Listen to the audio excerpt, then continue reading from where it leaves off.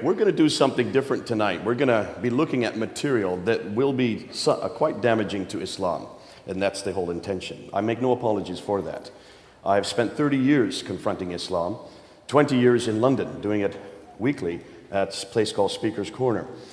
And one of the things that comes up over and over again is the problem concerning Muhammad and the Quran. Those are really the two pillars of Islam. Islam falls if the Quran is not true. Islam falls if Muhammad is not a prophet. And as I said this morning, we fall if the Bible is not true. Christianity falls if Jesus is not God.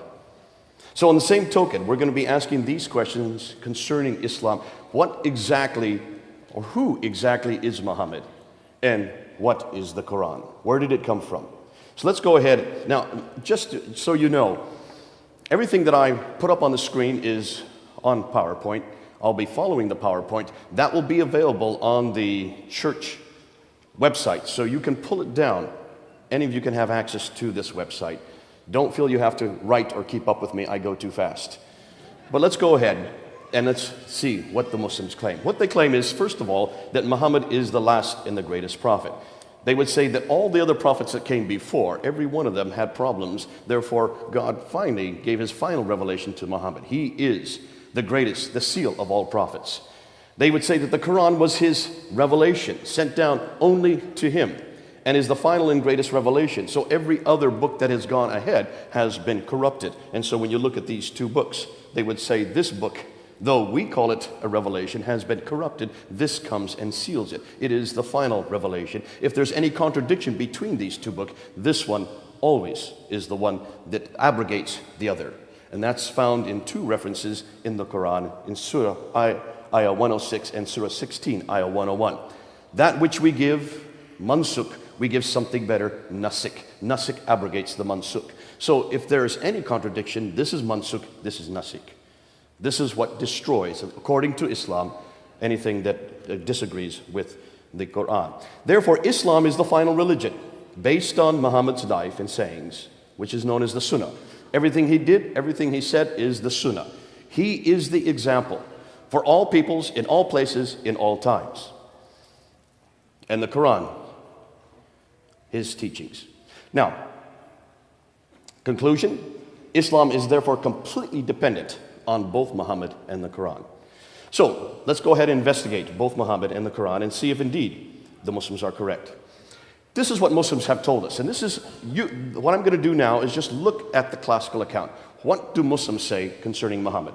First and foremost, they say that he was born in 570, that he then got a revelation from an angel, Jibril, while he was in the Hira cave, just north of Mecca. Jibril comes to him while he's meditating and says, "Akra, recite." And his response was, "Ma akra, I cannot recite." He was squeezed, and then the angel repeats the same order. That happened 3 times. Finally, the angel lets him go. He goes back to Mecca, tells the story to his wife, Khadija. She then gives a test to him, and he passed that test, and then she goes and tells Warqa ibn Nawfal, her cousin, what had happened. And Warqa ibn Nawfal, then, the cousin of Khadija, who was a Christian, stipulates that truly he is a prophet. So it's one of the ironies of history that the person that actually gave the pronouncement as Muhammad is a prophet was a Christian. This is according to their account.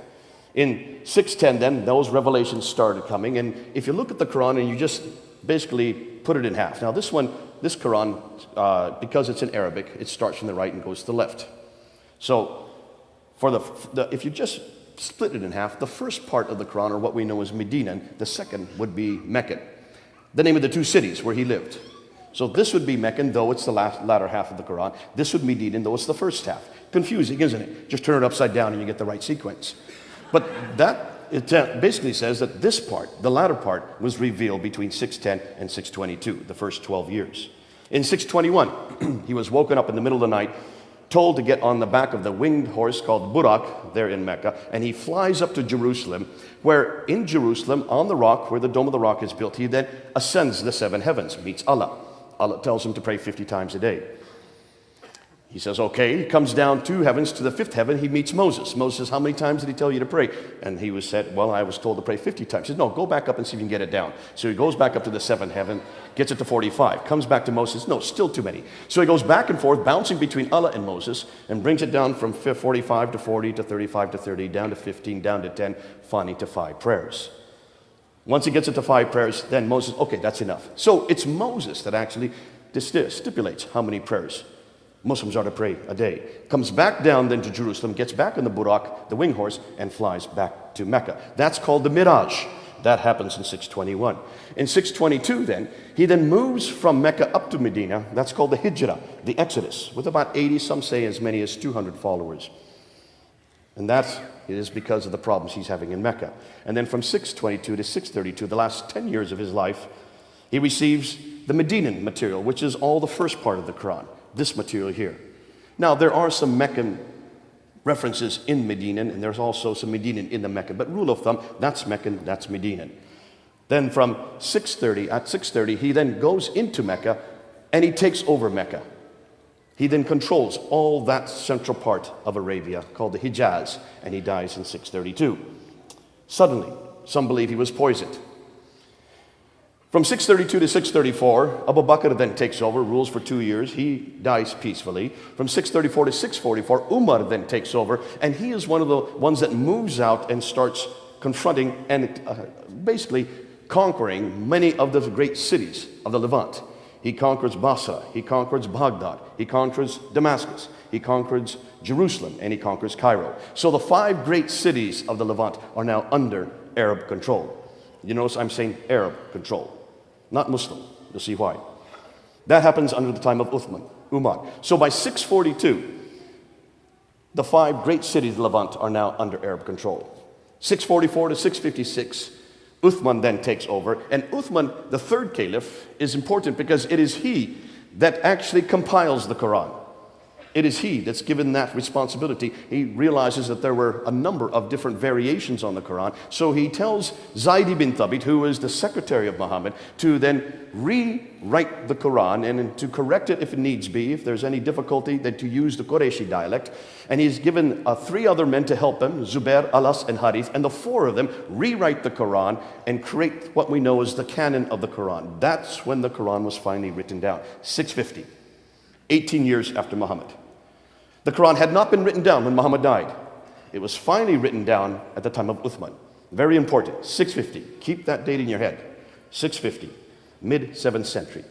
He is then killed, and then Ali comes to power and rules only for 5 years. Ali is the adopted son of Muhammad. Really, for as far as the Shiites are concerned, the really only legitimate heir to Muhammad. Now that's known, that period from 622 or 624 up until 661, that roughly 40-year period is known as the Rashidun period. That is the rightly guided caliph period. That is the beginning of Islam. That's the golden period of Islam. That's the classical account. Now, I'm just giving you bare bones, just a skeleton view. There could be many other things I could have added to the story, but that's what Muslims have been telling us for 1,400 years. Ooh, wait a minute. Not 1,400 years. I correct myself. 1,200 years. Why do I say that? Has anybody heard any other account? That's really what you've been taught, is it not? That's what you're taught in your schools. That's what all the Muslims are taught. And in every school around the world, this is the classical account. And there's been no reason not to doubt it, because there's no reason for us to assume that anything else has happened, or it could be any different. However, take a look and see, where is it we get that account from? Most of you probably don't know that everything we know about Muhammad himself, his life, is written down in what we call the Siratu Rasulullah, the biography, the life of the Prophet of God. The first man to write it down is Ibn Ishaq. And you can see up there on the, let me just get this thing working. I hope I can get it working so I don't blind myself. Here we go. That's Ibn Ishaq right there. Look at his date, 765. 765. The first biography we have of the Prophet is not written down until 765. He dies in 632. Can you see a problem? The first sayings we have for the Prophet, the sayings are the hadith. These are enormous amount of material. 600,000 hadith were given to a man named Al-Bukhari. Al-Bukhari dies right here. I'm sorry, let me just get this right. See his, I'm sorry, al-Bukhari right here. 870.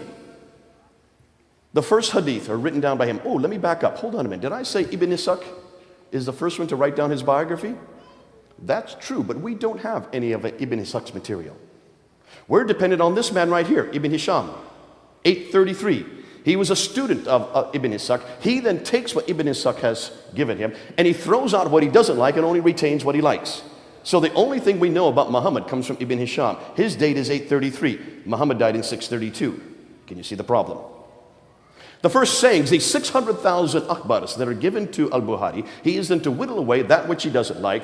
He takes it from 600,000 and retains only 7,397. So he throws out 98% of it, only retains 2% of it, and that 2% are the 9 volumes we have of al-Bukhari. You can go up online and read them. But that is done in 870. That's 240 years later.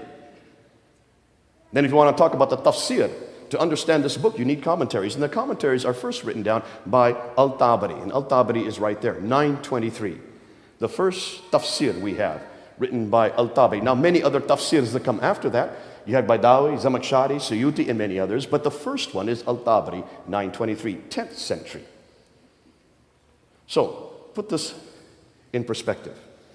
Everything we know about Muhammad, all his life, everything that happened, how Islam began over here, doesn't get written down till over here, 200 to 300 years later. Does that bother any of you? That should bother all of you. 200 years of what? Why did it take 200 years to write down his story?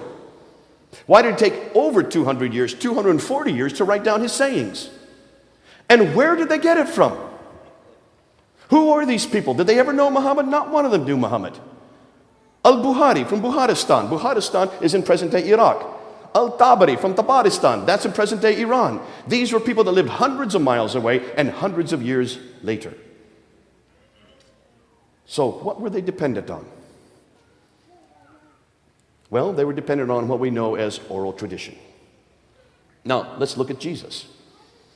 Jesus, we know, has a biography written. In fact, not just one biography. We know of 4 biographies written about Jesus' life, right? Matthew, Mark, Luke, and John. We know that 3 of them were written within 40 to 50 years of his life. We know that one, John, wrote much later, about 60 years. But we know that John was an eyewitness to everything he wrote, was he not? Matthew was also an eyewitness to everything he wrote. And Mark and Luke got it from the eyewitnesses. So you have 4 testimonies, 4 biographies of Jesus Christ, written either by those who were with Jesus or those who got it from those with Jesus.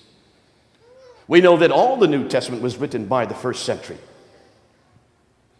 Can you see the difference? We're dependent on 30 to 40 years of oral tradition based on the very eyewitness example of the people that actually wrote it. Islam is dependent on 200 to 300 years of oral tradition. Can you see the problem? As a comparison, if we were to impose on the person of Jesus Christ what Islam is now finding out about their prophet, we would have nothing about Jesus written from within Christian sources until the 3rd century. Can you imagine us getting up here? Can you imagine Jack being able to speak and talk about Jesus authoritatively if everything he was dependent on only began to appear in the 3rd century? We wouldn't know who Jesus was.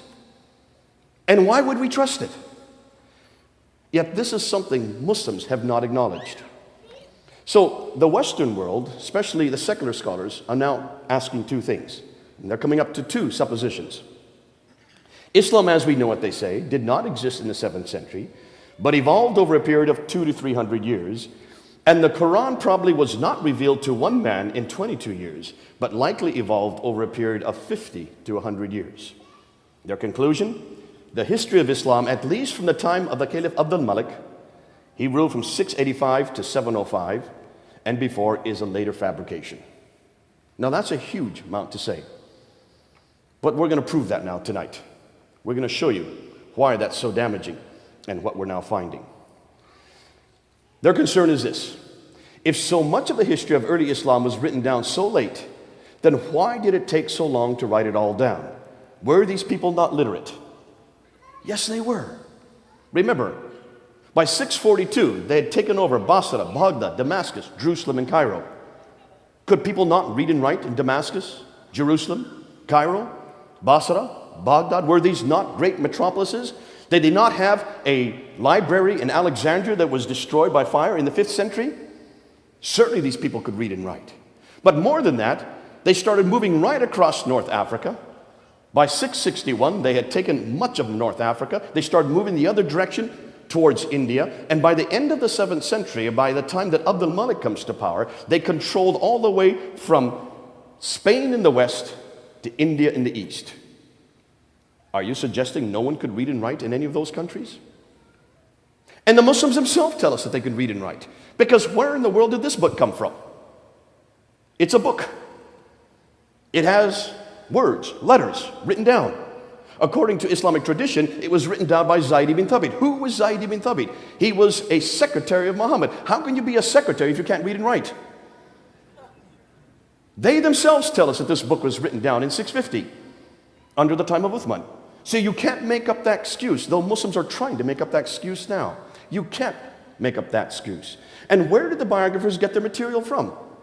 If it was based on oral tradition, do we trust oral tradition? If I tell you something in your ear and you tell your wife and she tells another woman, by the time it gets to him, what I tell you and what he tells me are two different things. You ever played that game? It's a great game to play. We do it all the time in birthday parties. Chinese whispers, sorry Chinese, or telephone. And this is a game that shows exactly the problem with oral tradition, especially oral tradition, if it's based on someone that's important to your identity, as Muhammad would be. It gets embellished all the way. Therefore, they're asking, can it be trusted? Should we not instead go to the period these events took place? Should we not go back to the 7th century and see what we find? So, what are they finding? Well, let's take a look at that map real quickly. You can see right here, by the time 661, Islam had, sorry, did I say Islam? Ooh, forgive me. The Arabs had already moved out from this part of the world over into this part of the world, all the way up into here. All that land was under their jurisdiction. I'm losing my... Do we have another one of these? I just think I ruined this one. Here we go, there we go, back again. This area all the way to that area was under their jurisdiction. So we're not talking about a people that were destitute. We're not talking about a people that were persecuted. We're not talking about people that were oppressed like Christianity was to begin with. Remember, Christianity for the first 300 years were underground. They were persecuted. Our scriptures were destroyed. The Diocletian Edict in 300 destroyed many of our manuscripts. Islam can't make that excuse. They controlled this whole swath of land. They controlled these cities. There's no way in the world that any of these Qurans should have been destroyed or lost or burnt. So there's a whole new school now that's asking some disturbing questions. Men like Dr. John Wansbrough, head of department at School of Oriental and African Studies, who wrote 2 books in the 1970s, Quranic Studies and Sectarian Milieu. These 2 books that were written in the 1970s blew open this whole notion that Islam began with a man named Muhammad. Dr. Hawting, who I studied there at the School of Oriental and African Studies in the 1990s, who has taken much of John Wansbrough's material and has put it down to layman's terminology so we can understand it. Dr. Patricia Corona, who was my supervisor when I began my doctorate there in Cambridge University. Dr. Patricia Corona from Denmark, she can read and write 15 languages, all archaic languages. How many of you can read and write 15 languages? Dr. Andrew Rippon from Calgary University in Canada has probably one of the best books written on how to understand this historical material that you can read. Dr. Robert Hoyland, Dr. Hoyland, who is out of Oxford University. He was my second supervisor when I began. He reads and writes 18 languages. These are linguists. These are people that are going back to the original documents. And that's why they're so dangerous. Dr. Yehuda Nevo, out of the University of Jerusalem, who's probably done the best work on looking at the oldest Islamic, or what we know as Arabic inscriptions. And he's probably done a devastating work, we'll talk about a little bit more later, concerning what we now know about Muhammad. And then from the German school, Dr. Luning, Dr. Pwin, Dr. von Bothmer, Dr. Oleg, from Saarland University in Saarbrücken have probably done the best work on the Islamic or the Quranic manuscripts, and we're going to introduce some of their material tonight. But there have been 2 books and 1 documentary which are paving the way. And these are books you can read. The first one was written by Dr. Tom Holland. Dr. Tom Holland was a friend, still is. He and I went and had dinner back in 2006. I had just done a documentary with him on St. Paul. I told him at dinner afterwards that I'm not really an expert on St. Paul, but that he, as a historian, needs to change gears. Now, this man has written 3 bestsellers in Britain. He's kind of considered to be one of our most celebrated historians in Britain today. He wrote Rubicon, which is the fall of the Roman Empire. He wrote Millennium, the fall of the Byzantine Empire. And he wrote Persian Fire, the fall of the Persian Empire. So I turned to him and I said, hold it, stop and think, Tom. These empires fell in the 7th century. What came next? And he said, well, Islam, of course. I said, exactly. You're the best equipped to write the next chapter. He said, well, what should I do? What is it you're talking about? I said, well, just write this down. So I gave 10 historical challenges in 2006. He wrote them down quickly, and that's the last I heard of Dr. Tom Holland until last year, 2012. Someone phoned me and said, have you looked at the Sunday Times? There on the cover of the Sunday Times was that book up there on the right, written by Dr. Tom Holland, In the Shadow of the Sword, was featured on the Sunday Times. He was going to have a meeting to introduce that book at Oxford University. So I went to that meeting. As soon as I walked in, he came up to me, grabbed my hand, and says, because of you, I wrote this book. He took 6 years to write this book. He went back to Dr. Patricia Coroni. He went back to Dr. Hotting. He went back to all the best scholars in the world. He took their material and then he wrote it so you can understand it. He has done you all a favor. You need to get that book. Now it's 400 pages long. Don't read it in one night. Right now, as of last month, the hardback, which you see here in Britain, that's the hardback, is number 1 on the bestsellers list for all Islamic books. His paperback, which is the red one right there, is number 2 in the bestsellers list in the Islamic section. Guess what's number 3? The Quran. Both the hardback and the paperback are outselling the Quran. Now your edition is this one right here. Yours is in white. I don't know why they've changed it. It's the same content in between. It's just a different cover. Go and get that book and read it, because it will explain much of what I'm going to talk about tonight. Then last year in August, a year ago, August 28th, he showed a documentary on Channel 4 television, which is one of our major channels there in Britain. It's only 90 minutes long, and he took what he had written in the Shadow of the Sword, called it Islam, the Untold Story, but he bent over backwards not to come to any conclusions. And he even had a Muslim scholar on the show with him to react to what he was saying. That show caused so much furore, caused so much anger amongst the Muslims, that when they tried to show it a second time in November of last year, Channel 4 television got so many complaints from the Muslims that they did not show it a second time. Now, you are not permitted to see that show. No one outside of the UK can see that show. They don't want the rest of the world to see it. That's how damaging it is. Doesn't matter, I have it right here on my computer. So we're going to give it to the church, and any of you that want to see it, please look at it. It's only 9 minutes long, and you will see why this is so damaging to Islam.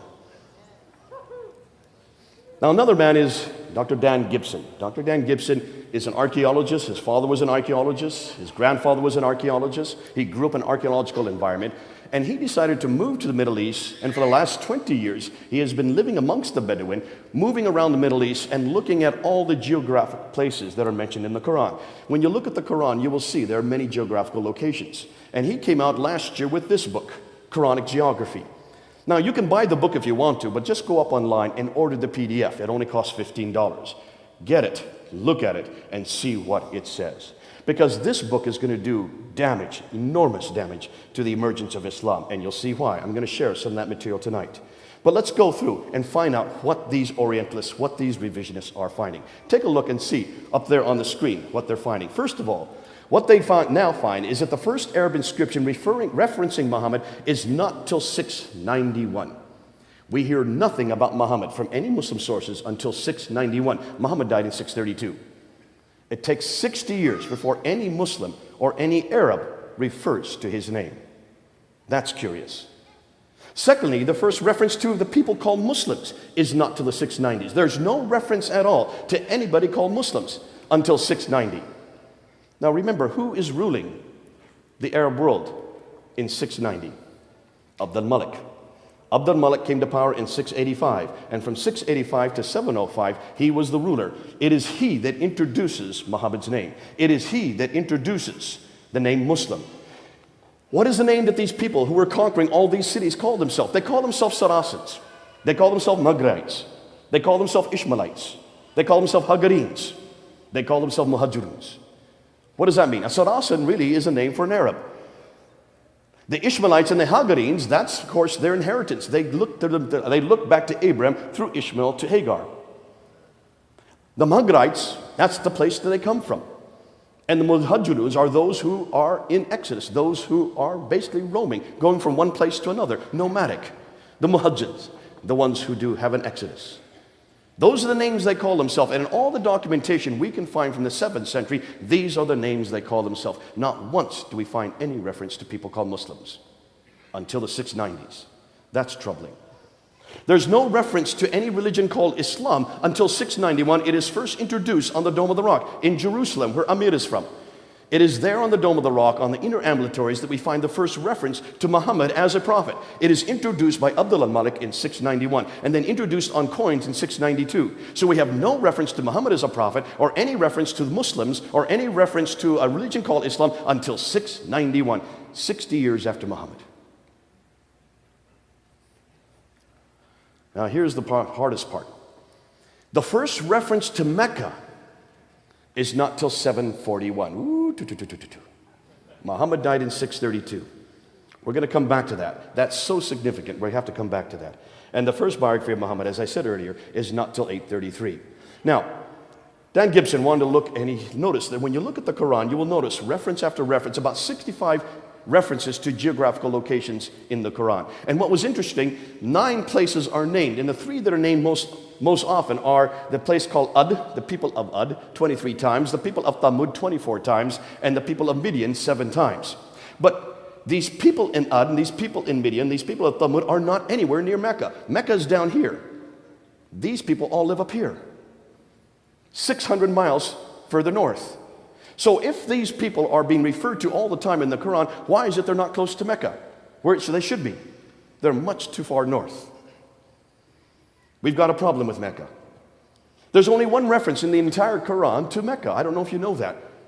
But there are many places in the Quran where it says the settlement where the prophet came from. Even Muhammad's name is not referred there. Only 4 times will you find Muhammad's name in the Quran. Always you'll find the messenger, or the prophet, or the place of the prophet, or the settlement of the prophet. But it doesn't say which prophet. Muslims haven't put the name Muhammad in there in parentheses. They've included it in there. They've imposed it in there. But that's not what it says in Arabic. Did you know that? So we know there's a prophet. We know he comes from the settlement. But who is this prophet, and from what settlement?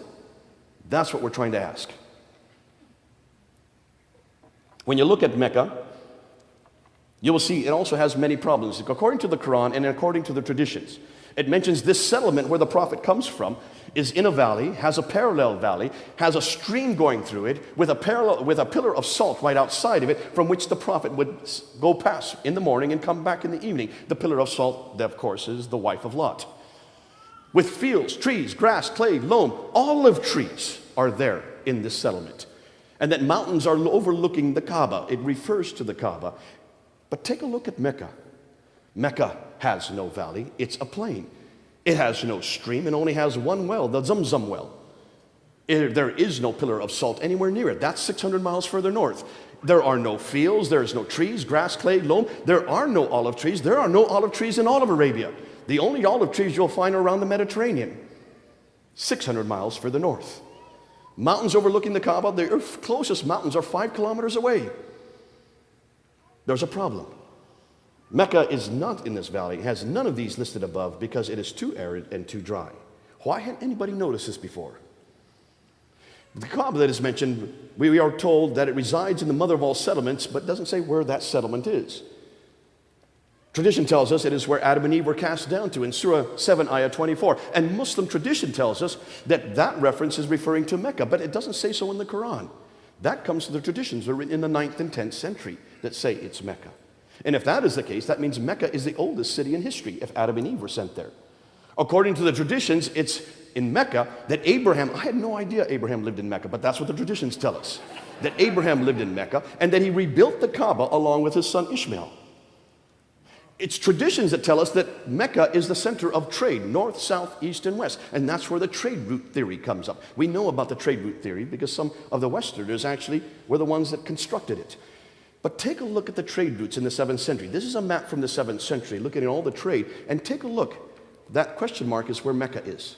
Mecca is not on any trade route map. Mecca is not listed anywhere in any map.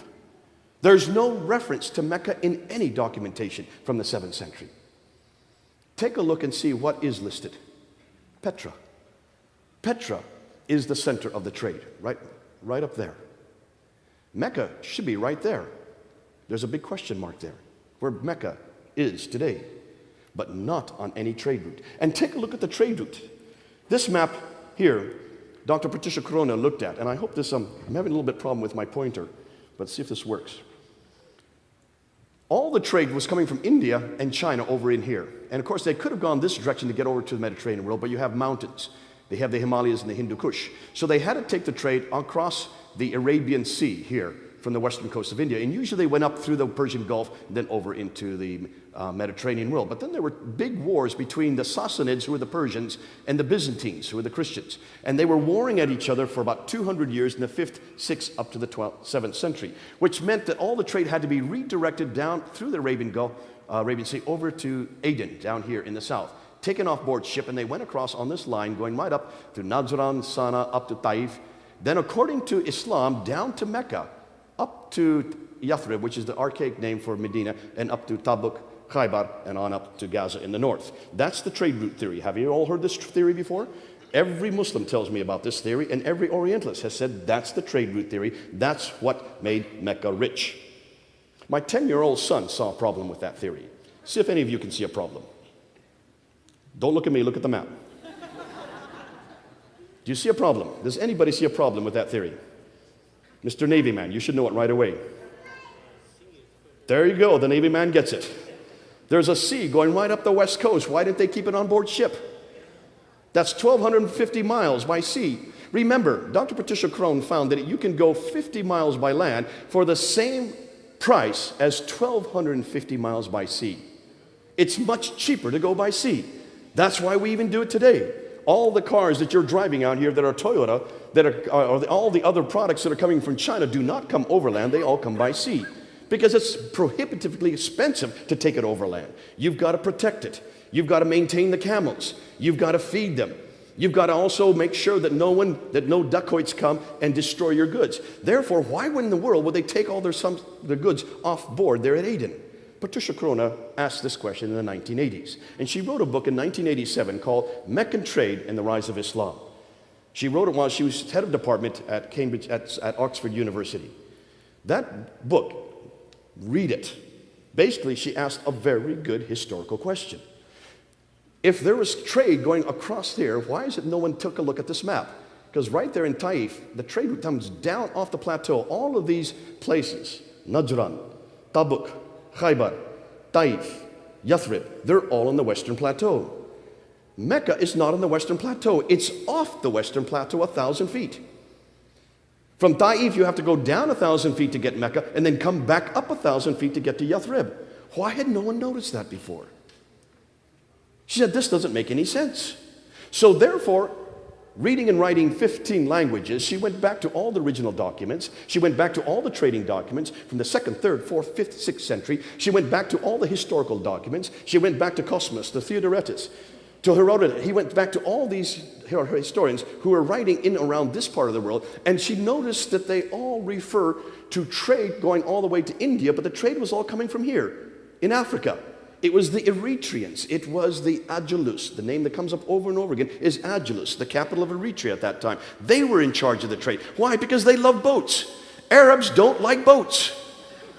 They like camels. They are nomadic. They're not boat people. No wonder there was no names, no Arab names whatsoever here on the west coast of India. All the names were African. It was the African sea trade that controlled all the trade. So therefore, she asked, well, then what do we know about Mecca? Therefore, what was the importance of Mecca?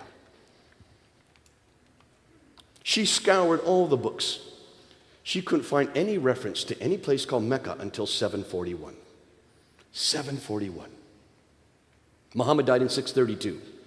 That's over 100 years before the first reference she could find of Mecca, and that was found in the Apocalypse of Pseudo-Methodius Continuato Byzantia Arabica. That's a big title. I'm glad I don't have to say that too often. 741. And the first map that showed Mecca on it was not till 900. No map before 900 had Mecca on it. If you don't have Mecca, what are you going to do with the Qibla? Now, the Qibla is a direction of prayer that every Muslim must pray. They must pray towards Mecca. They must pray towards that building right up there. They must pray to the Kaaba, which is right there. There is the sanctuary today. That's what it looks like today. Here are the thousands, millions of people who go to Mecca to do the Hajj every year. 2 million every year. Every Muslim knows that they are to pray towards Mecca. Why? Because it is written in the scriptures, in the Quran, in Surah 2, ayah 145 to 190, 145 to 149, that the direction of the Qibla was changed to Mecca in 624. So 624, every mosque must be facing Mecca. More than that, if you're praying anywhere around the world, you will notice that when you go to a mosque, you have a mihrab, this little structure here that shows where the direction of prayer is. When I was in Kuala Lumpur, in my hotel room, there was the Qibla right there on the wall, showing me what direction to pray while I was there in Kuala Lumpur. Today they use these kind of instruments, and now today we use an app on an Apple phone. So you can always find where you're to pray, doesn't matter where you are in the world. You always know where Mecca is. The Qibla is sacrosanct and has been canonized since 624. So that means every mosque should be facing Mecca, right? Because there were no mosques before 624. Remember, Muhammad died in 632. They didn't move out of Mecca and Medina until 638, when they started taking over Basra, Baghdad, Damascus, Jerusalem, and Cairo. So there were no mosques prior to 624. Every mosque after 624 should be facing Mecca. Well, Dan Gibson wanted to ask that question. And so he therefore decided to look at the earliest mosques. We do know that Dr. Creswell and Dr. Fehervardi, back in 1905, when they went to Iraq and then when they went to Egypt, they uncovered the two oldest mosques in Iraq that they could find, and they dug down to the original floor plans, the Wasit Mosque and the Kufa Mosque there in Iraq, and the Fustat Mosque in Egypt. And when they dug down to the floor plans, they found that both the Wasit Mosque and the Kufa Mosque were facing Petra. And that the Fustat Mosque in Egypt was facing Petra. But they should have been facing Mecca. Now, they said this is a curiosity and left it at that. In 1905, they could say no more. Dr. Gibson wanted to find out a little bit more. And so he decided to go back and re-look at this map. And then he wanted to find out exactly where the Qiblas were on all the oldest mosques. And so he went and visited all the mosques, and then he took pictures from space, because he wasn't interested in where the mosques were facing today. He wanted to see where the original floor plans for the mosques are. And the only way you can do that is to look down and see where the original enclosures are from archaic days. And look what he found. The Great Mosque of Guangzhou in China, built in 630. The Qibla is facing Petra. It should be facing Mecca. This is post 624. The Humayma Mosque in southwestern Jordan. The Qibla is facing Petra. It should be facing the other direction, towards Mecca. The Great Mosque of Baalbek in Lebanon. Do you see where the Qibla is facing? Petra. It should be facing Mecca. In 705, look at the date, 705. Muhammad died in 632. We're talking about a good 60 to 70 years later. The Great Mosque of Sana'a in the capital of Yemen. It's facing Petra. It should be facing Mecca. In 709, the Al-Aqsa Mosque in Jerusalem. And the Al-Aqsa Mosque is this one right down here. There's the Dome of the Rock right there. Look at the entire structure, the entire citadel of Jerusalem is facing Petra. It's not facing Mecca. And that's built in 709. Al-Aqsa Mosque is built in 709. The Dome of the Rock is built in 691. Both of them, the whole citadel is facing Petra. The Damascus Mosque in Syria is facing Petra, 709 as well. The Anjar Mosque in Beirut, 714. It's also facing Petra. It should be facing Mecca. The Mosque of Umar in Basra, Syria, Look at the date, 720. It's facing Petra. It should be facing Mecca. It's not till 727, as far away as Banbor in Pakistan, that he gets the first mosque to face Mecca. 727. Muhammad died in 632. Almost 100 years later, before he finds the first mosque that is facing Mecca. Then in 728, in Syria, here the mosque is not facing Petra or Mecca. They don't know where they're to face. And here's an interesting one. Here is the one in Amman in Jordan. Take a look at the lower mosque. The lower mosque is facing Petra. That was built in 700.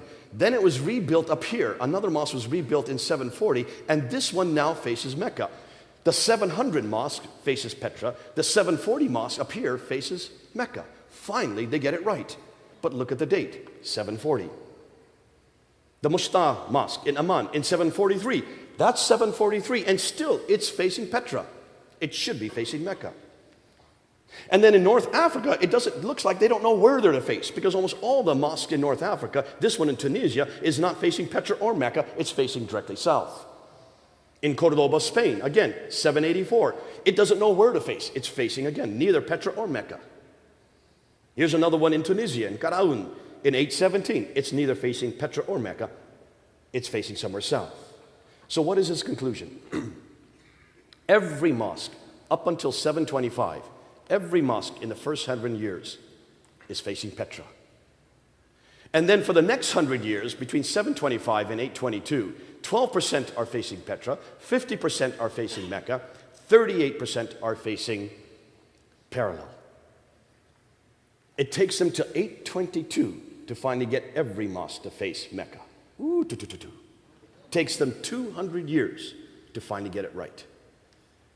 Now, I've heard Muslims try to come back. Well, I said, well, they didn't know where directions were. Now, please, hold on a minute. These were camel herders. They went through the deserts. There were no roads in the deserts. How did they find their way? How could they find these oases in the middle of these sand dunes? They used the stars. Certainly they knew where Petra was, and they knew where Mecca was. And what's most curious, why is it that every mosque up until 725, all of them are facing Petra, from as far away as China? That's what's curious. The fact that uniformly, they're all facing Petra for about 100 years after Muhammad's death. If you take a look and see why, look where Petra is. Petra is at the center of the trades. It's at the center of the world at that time. I don't know how many of you have been to Petra. Have anybody here been to Petra? What have you noticed about Petra? It's a city of tombs and temples, isn't it? Beautiful, beautiful carvings out of the solid rock. And you go there and you will see that this is the center of the Nabatean civilization. The Nabateans were the precursors to the Arabs. Arabic comes from Nabatean script. Almost all the traditions that we see in Arabia come from Nabateans. They were the precursors. They were the ones that introduced Arabia. They were the ones that gave it its language. And they were the ones that we can trace all the way back to the 2nd century BC. We can trace that this was the center of the world. This was a center of worship. This is where all the temples were facing. And that's why all these mosques were still following the same direction that all the temples have been following. But take a look at Petra a little closer. Petra is in a valley. It also has a parallel valley. There's a stream going right through Petra. It has fields, trees, grasses. It has clay. It has loam. It has olive trees. It is near the pillar of salt. In fact, it's Petra in a valley, has all of the items listed in both the Quran and the traditions. Thus, it looks like it's Petra that is a place the Quran and the traditions are referring to. Why is that significant? Remember, we don't know nothing about Muhammad until the late 7th century. We know no reference to him until the 690s. His biography is not even written until the 9th century. His city of Mecca isn't referred to until the 8th century. Thus, much of what we know of Muhammad is written down hundreds of years later and hundreds of miles away. It looks like he is nothing more than a later redaction, possibly by Abd al-Malik. Hold that under your hat, because now we get to the real juicy material. This is the one that I just found out about a few months ago. And I did a debate on this on June 22nd. And this has to do with the Quran, this book. See, if you can push Muhammad back quite a few years. But what are you going to do with this book? Because this is the foundation of Islam. That's why we have confronted this book, and I've been doing so for now 30 years. What are we going to do with this book? Because this book is what every Muslim has to adhere to. This is the book that has always been. This is the book that is uncreated. This is the book, according to Surah 85, Ayah 22, that comes from those eternal tablets that have always coexisted with God. Therefore, it's co-eternal with God. This book cannot be critiqued. This book cannot be criticized. This book has no history. It is revealed to a man named Muhammad over a period of 610 to 632, 22 years, according to every Muslim. Whether they are radical, nominal, or liberal, every Muslim believes that this book is the uncreated Quran. Can you see what they're saying?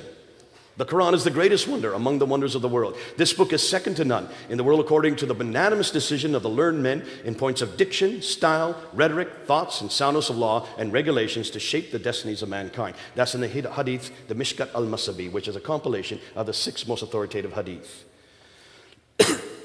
Muslims will say, Muhammad hath forged it. Answer, bring therefore a chapter like unto it, and call whom ye to your assistance besides Allah if ye speak. This is the greatest of all revelations, they tell me. I've had many debates. I remember doing a debate with Sheikh Umar Bakri Muhammad there in Trafalgar Square, right there on Nelson's Column, in front of 5,000 Muslims who were there to have a rally for Islam in an August afternoon.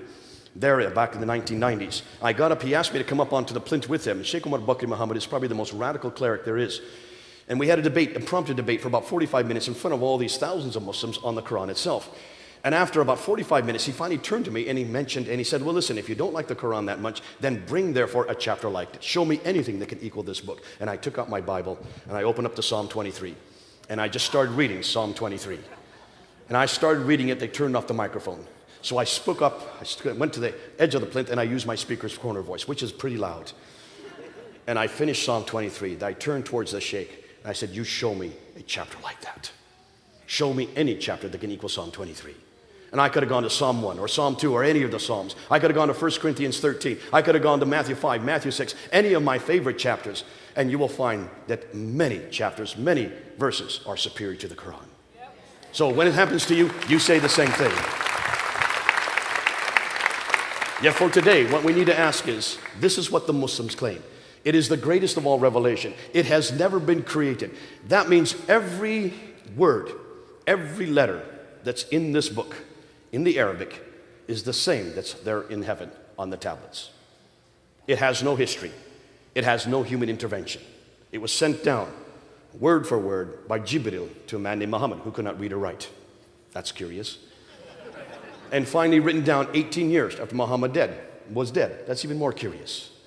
Nonetheless, every Muslim will say that they can trace this book, unlike the Bible, they can trace this book all the way back to its origins. They can trace it all the way back to what they call the Uthmanic Recension. This is the Uthmanic Recension. This is the same book that was compiled by Uthman, that he had those 4 men, Zubair, Alas, Harith, and Zayd ibn Thabit. The 4 men write that Quran. That's what they say. It's not me saying it. This is what the Muslims say. When was it written down? According to Al-Bukhari, and this is what Al-Bukhari's written, you can see it on the right there, this is the translation on the left, that Uthman in 650 did not have the entire corrected Quran text at hand, as Al-Bukhari admits. A large part of the Quran may be lost, for he then orders 3 to help Zayd ibn Thabit, Zubair, Alas, and Harith, to revise the codex, which was given to Hafsa, the daughter of Umar, and correct it where necessary, even recalling a verse, chapter 33, verse 23, which had been missing from the original text. Isn't that curious? Uthman then takes Hafsa's Quranic manuscript and has the 4 compilers rewrite the text. And in case they disagreed, they were to write it in the dialect of the Quraysh and order that all the other Quranic materials, whether written in fragmentary manuscript or whole copies, be burnt. Why would you burn manuscripts? Unless they disagreed. He then sent every Muslim province 1 copy of what had been copied. And that's what Muslims have told me for 30 years. And that's what you've heard, that 4 copies were then made of the original Quran. 1 was left in Medina, 1 was sent to Basra, 1 was sent to Baghdad, and 1 was sent to Damascus. Have you heard this?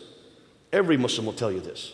And if there are any Muslims here in the room tonight, you will agree that there have been 4 original copies. Where are those copies? That's what we're asking tonight.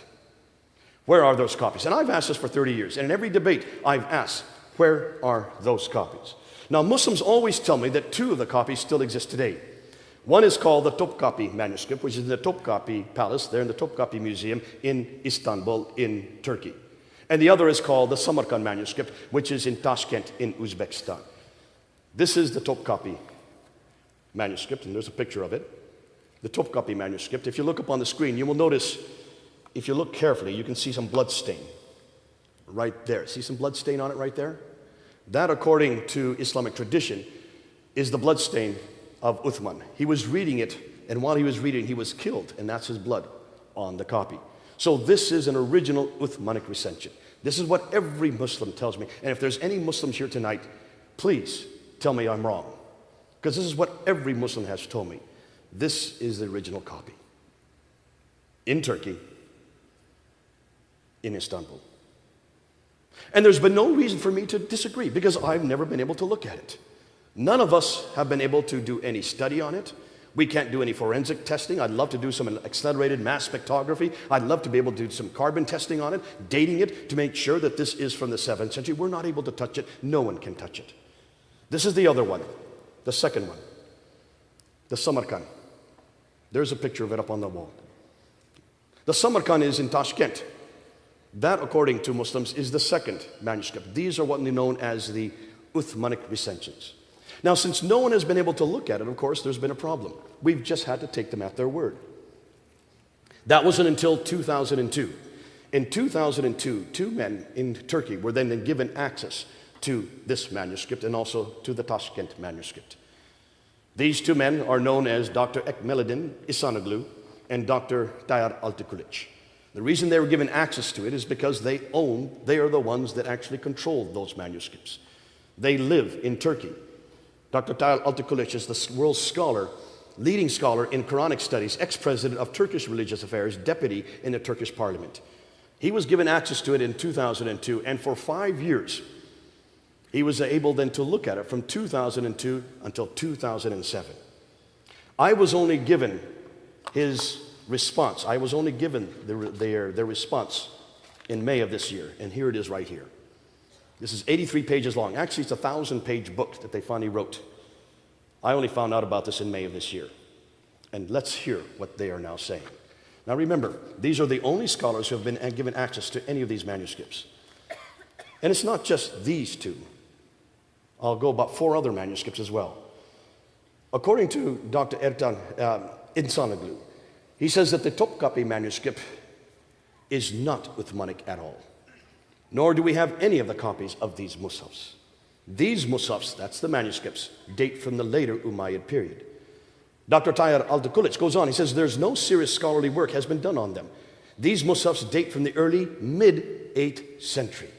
They are not Uthmanic, nor copies sent by him. The Topkapi manuscript, in fact, he says, has 2,270 manuscript variants. That means consonantal differences between that manuscript and the text that we have today. 2,270. The Tashkent manuscript. He said when he looked at it, he realized that there were some problems here. It was obvious that whoever wrote that manuscript did not know Arabic very well. It has undisciplined spelling, different writing styles, scribal mistakes, copyist mistakes, written by someone with little experience, with later additions, and it only goes up to Surah 43. There's 114 surahs in the Quran. It's not even complete. Then he was given access to the Huzayni manuscript, which is another one of these supposed Uthmanic recensions. Dr. Tayyar Altıkılıç said this is not Uthmanic. It is dated from the early mid-century. The Paris Petropatalines manuscript, which is in France, in Paris, done by Dr. François Deroche, says that there are 5 different copies. Corrections were made to the text. When comparing with the Cairo edition, which is this canonized text, there are many words turn out to be written in a different way. Many questions still remain unanswered. What was more, he said, that it disagrees with the canonical readings in 93 places. Why haven't we been told this before? When they looked at the Ma'il Quran, which is in London, which is where I live, the Ma'il Quran, considered to be the second oldest Quran, dated to the late 8th century. It is not 7th century. It is not even complete. It only goes up to Surah 43. And then when they looked at the Sana manuscript, probably the most damaging, the Sana manuscript, which was discovered in 1975 in Yemen, the Germans were permitted to look at it in 1981. Dr. Gerd Quinn and Dr. Karl-Heinz Oleg then looked in 1981, and they found that there were many deviations mentioned in later manuscripts. Just take a look at this picture here. This is from their copies of it. Here you have Surah 19. That's written in Hijazi text. That's the script that would have been around in the 7th and 8th century. From 19, right at that yellow mark, it jumps to Surah 22. What happened to Surah 20 and 21? Surah 21 begins over on the next page in a completely different script, in a much later script. There's about 60 years between these two pages. So why haven't we been told this? Yet this script here is dated to 705, over here to the late 8th century. Take a look at every one of those orange marks. Every one of those orange marks are what we know as manuscript variants. That means words or phrases in that script that's different than the canonized text we have today. There's over 1,000 of these manuscript variants. Yet Muslims tell us that the Quran has never changed. The Quran has always remained the same. That this is God's holy text. That it is complete. And that it was complete by the time of Uthman. There's another picture of another page.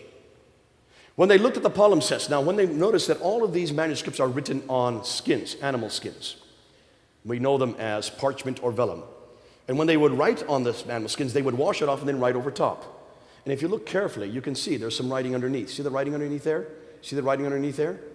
They notice this writing underneath. So they put it under an ultraviolet light. And by putting it under ultraviolet light, they can split the text and bring them aside and look at the two texts. And the lower script is known as defective script. The upper script is known as the final script.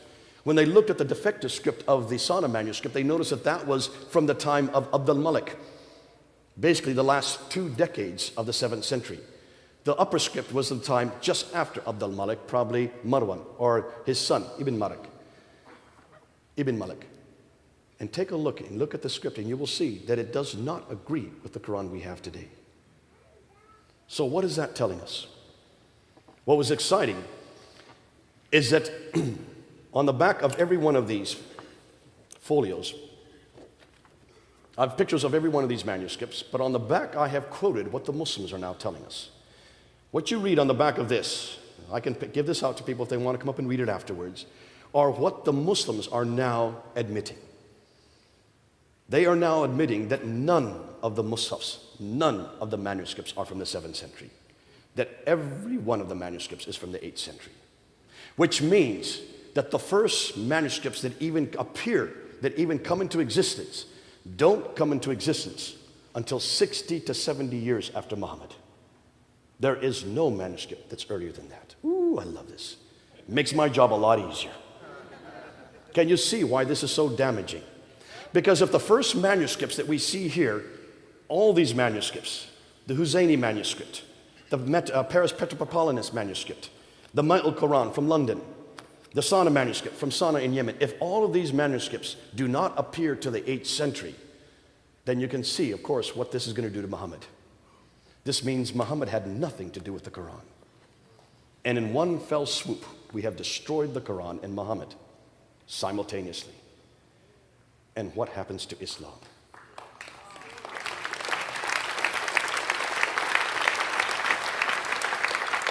Now, I introduced this in June 22nd, the first time I'd heard about this, because I had always assumed that these Qurans began with Uthman. It wasn't until May of this year that I found out different. I went to this debate and I introduced it at the debate. The debater, Adnan Rashid, who's considered probably one of the best debaters in Britain today, had no response. He held up a coin. He says, Mr. Smith, if you don't believe in the Quran existed in the 7th century, take a look at this coin. There you can see the name of Muhammad written on it. There you can see the Shahada. I said, exactly. Do you know who made that coin? His name is Abd al-Malik. You just made my point. He introduces that coin in 691. I've just got done saying that. It is he that introduces Muhammad as a prophet on that coin and also on the Dome of the Rock. It's Abd al-Malik who is the one that creates and begins the first Quran. It's Abd al-Malik the one that names who the prophet's going to be. It's Abd al-Malik who is one that introduces the name Muslim. It's Abd al-Malik who introduces the name Islam. It all begins with Abd al-Malik. You're going to hear this name more and more. And have you noticed that all the mosques are facing Petra until immediately after Abd al-Malik, and then they start to face Mecca? It all begins with Abd al-Malik. So who is Abd al-Malik? He was the caliph from 6 85 to 705. He is the one that is known as the great Arab reformer. He takes and creates an identity for Arabs. And what do you do when you try to create an identity for Arabs? Remember, they had already taken over Basra, Baghdad, Damascus, Jerusalem, and Cairo, these cities that are all over the Levant. They had now taken over all of North Africa, gone all the way to India in the east and Spain in the west. This they did by the end of the 7th century. But all their traditions were dependent on Judeo-Christian prophets. All their traditions come in the line of Isaac, and they're not from that line. They needed a prophet who comes from Ishmael. So what do? You create a prophet, and you redact it back to the man who started the conquest. And we know that Muhammad is historical. He is the one that begins the conquests. He dies in 632. But if he's a prophet, he has to have a book. So you start amassing and borrowing from many different sources. And look at the Quran. It is full of borrowing. 70% of the Quran we can now trace back to Jewish apocryphal writings and Christian sectarian writings. There's nothing new under the sun. They borrow right, left, and center. But when you start compiling it, there are going to be different Qurans. You can see there were different schools. There was one school in Damascus where a man named Abu Ubay ibn Ka'b had a manuscript that was different from Basra, where there was another Quran that was written by a man named Ibn Musa, which was different from another Quran that was in Baghdad named Ibn Masud, which is different from another Quran that was in Medina, written by a man Zayd ibn Thabit. You remember those names? These are all in their traditions. I'm referring to their own traditions. Dr. Arthur Jeffries in the 1930s looked at all these traditions, and he just looked at what they said about the Quran. And when he looked at the Quran, he found out that there were 11 different Qurans mentioned in the traditions, and there were 15,000 differences between these 11 Qurans. Now, why haven't Muslims told us this? Can you see? It makes my job a lot easier. But can you see what we're doing tonight? Everything I've said tonight is now agreed by Western scholars. Western scholars are now concluding that the earliest Quranic manuscripts begin to appear in the 8th century. Muslim scholars conclude that the earliest Musafs appear in the 8th century. And now, finally, Islamic Awareness. Islamic Awareness is probably the biggest Muslim website that deals with manuscript evidence. They've been a pain in our side for the last 30 years. Go up on their website and look at their manuscript section. They are now quoting Dr. Tahir Altukulich. They have to. They have no other choice. And they are, for the first time, finally admitting that there is no complete manuscript at all in the 7th century. Isn't this great? Isn't it great to be living at this time? Can you see that we have now used the same traditions? Remember, the same thing was said of our Bible back in the 1800s. Wellhausen, there in Tübingen, there in Germany, started attacking our Bible, saying that much of the Bible is nothing more than redactions, many oral traditions, folk tales that were put together possibly in the 6th century BC, redacted to a man named Moses in 1400 BC, about a man named Abraham in 1900 BC, but that we can't trust any of it. Remember when that came out? And there was a documentary hypothesis, and then there was the redacted criticism, there was source criticism, there was literary criticism, higher and lower criticism, and by 1905, this had moved down into the seminaries, had come down into the churches, and all across Europe, the churches were decimated. Destroyed the church by 1905. So that today in Europe, only 5% of people go to church. See what historical criticism has done to our Bible. But we were jacked up. We realized we've got to do our homework.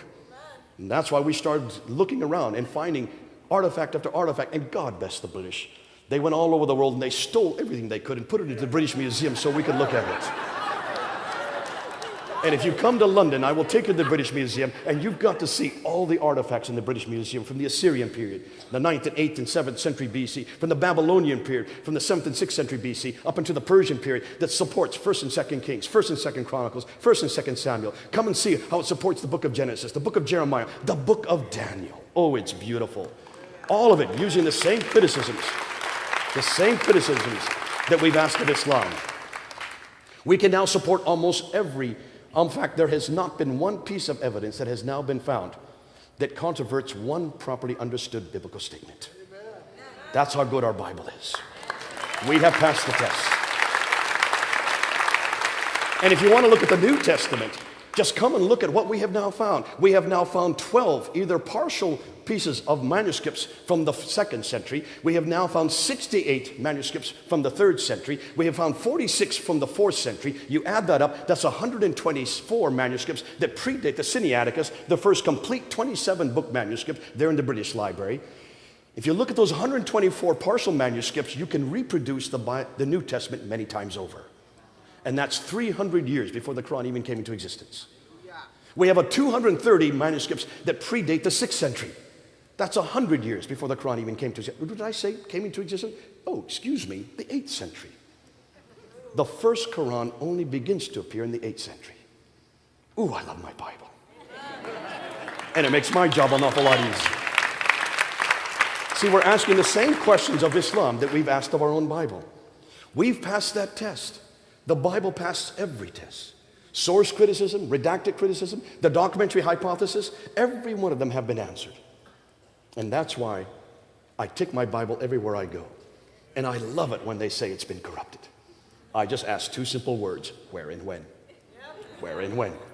And then I have the platform to just talk about my Bible for the next hour. And you can do the same. You can do the same.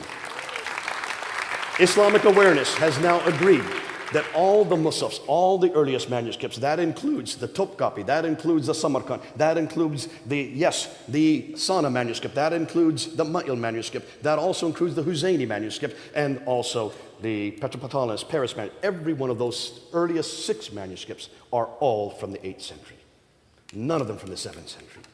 So therefore, if the Western scholars agree, if the Muslim scholars agree, if Islamic Awareness agrees, therefore, I conclude that if the earliest Musafs begin to appear in the 8th century, then Muhammad had nothing to do with the Quran. That's my conclusion. Now, I was there in the mid-July, I was there on the ladder, and I looked down into the crowd of Muslims that were below me, and I noticed that one of the Muslims in the crowd was from Islamic Awareness. His name is Mansour Ahmad. He's one of the writers for the Islamic Awareness. He had his camera on me as I was showing these different pictures of these different Musafs, his Musafs. I turned to Mansour and I said, everything I'm reading comes from your website. And I just read from his website, quote after quote after quote. I said to Mansour, you say that the Quran has never changed. You tell me that the Quran is perfect. You tell me that the Quran is complete. And that there has been no manuscript that has been destroyed, that all the manuscripts agree. Yet here, I'm just showing you from your own website that the Topkapi manuscript has 2,270 difference from the Quran we have today. That the Samarkand that you believe was perfect only goes up to Surah 43, was written by an amateur. You're the ones that are writing this on your website. I said, I therefore challenge you to find one complete manuscript from the time of Uthman. One complete manuscript from the 7th century. He closed up his camera and walked away. He had no response. It makes my job an awful lot easier. Now, the historical assessment concerning Islam, that the first Arab inscriptions referencing Muhammad only begin in 691. The first reference to Muslims until 690s. The first Arab reference to Muslim is just prior to 749. The first reference to Islam is not till 691. I've already said this. And the first reference to Mecca, not till 741. Can you see what we're now dealing with? There's an awful lot of work yet to be done. We now are going to have to piece all the pictures together. We don't have a complete understanding of what this all says. But what we can now say pretty much categorically is that the Quran does not come from God. It probably began with Abdul Malik. And it certainly does not come from Muhammad. And if we don't know anything about Muhammad until the late 7th century, and we don't even have his biography until the 9th century, then should we trust any of it? Now, I want to be careful. If there are any Muslims in the audience, I'm not here to destroy Muslims. I'm here to destroy your Quran. I have nothing against Muslims. It's this book that bothers me. Because it's this book that does to you what I see going around the world. It's this book that damages women. It's this book that damages men. It's this book that damages my God. It's this book that damages Jesus Christ. That's why I can only confront this book. And it's your prophet that takes this book and supposedly gives it credibility. That's why we're doing what we're doing tonight. And I want to tell Muslims, listen, this book no longer is the Word of God, but this book is.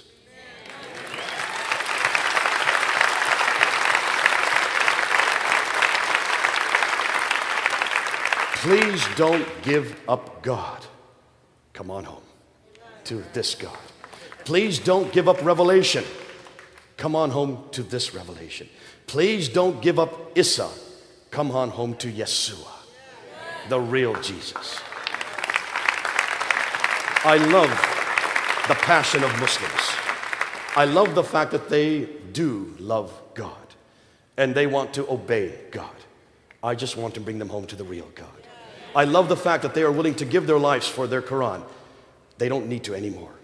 Give their life to Jesus Christ.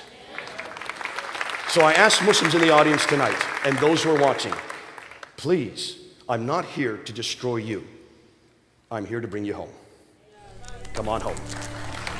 Well, I want to welcome you to Calvary Chapel tonight, and we're excited because not only is there a crowd here, we usually have anywhere between 35 to 40,000 people that join us online listening to the live programs, but also as we are on hischannel.com, internet television worldwide tonight, and for good reason. We no doubt have a great audience. Why? Because we have an amazing opportunity tonight to have a man with us who is world-renowned in Islamic apologetics in this context. He's a Christian, a missionary, lives in London, American. I think he was born in India or some part of the world like that. A man who is worldwide with a passion to reach Muslims with the love of Jesus Christ. And Jay Smith's going to talk to us tonight. We're going to have a Q&A. I've got a stack of questions that people have sent in. And it is going to be a tremendous time. I've been boasting to all of you that we were going to have church services here with Jay that would be happening no other place on earth. And tonight's the night. Jay, it's awesome to have you with us. We love you. And thanks, Jack. We are going to be pretty, I would say, radical today regarding our program because I have got emails that have been sent to us. And I'm going to read them verbatim. And I want everybody to know that this is not rehearsed. This is raw. Jay's not seen these. In fact, I have to be honest with you, I've only seen a few of these.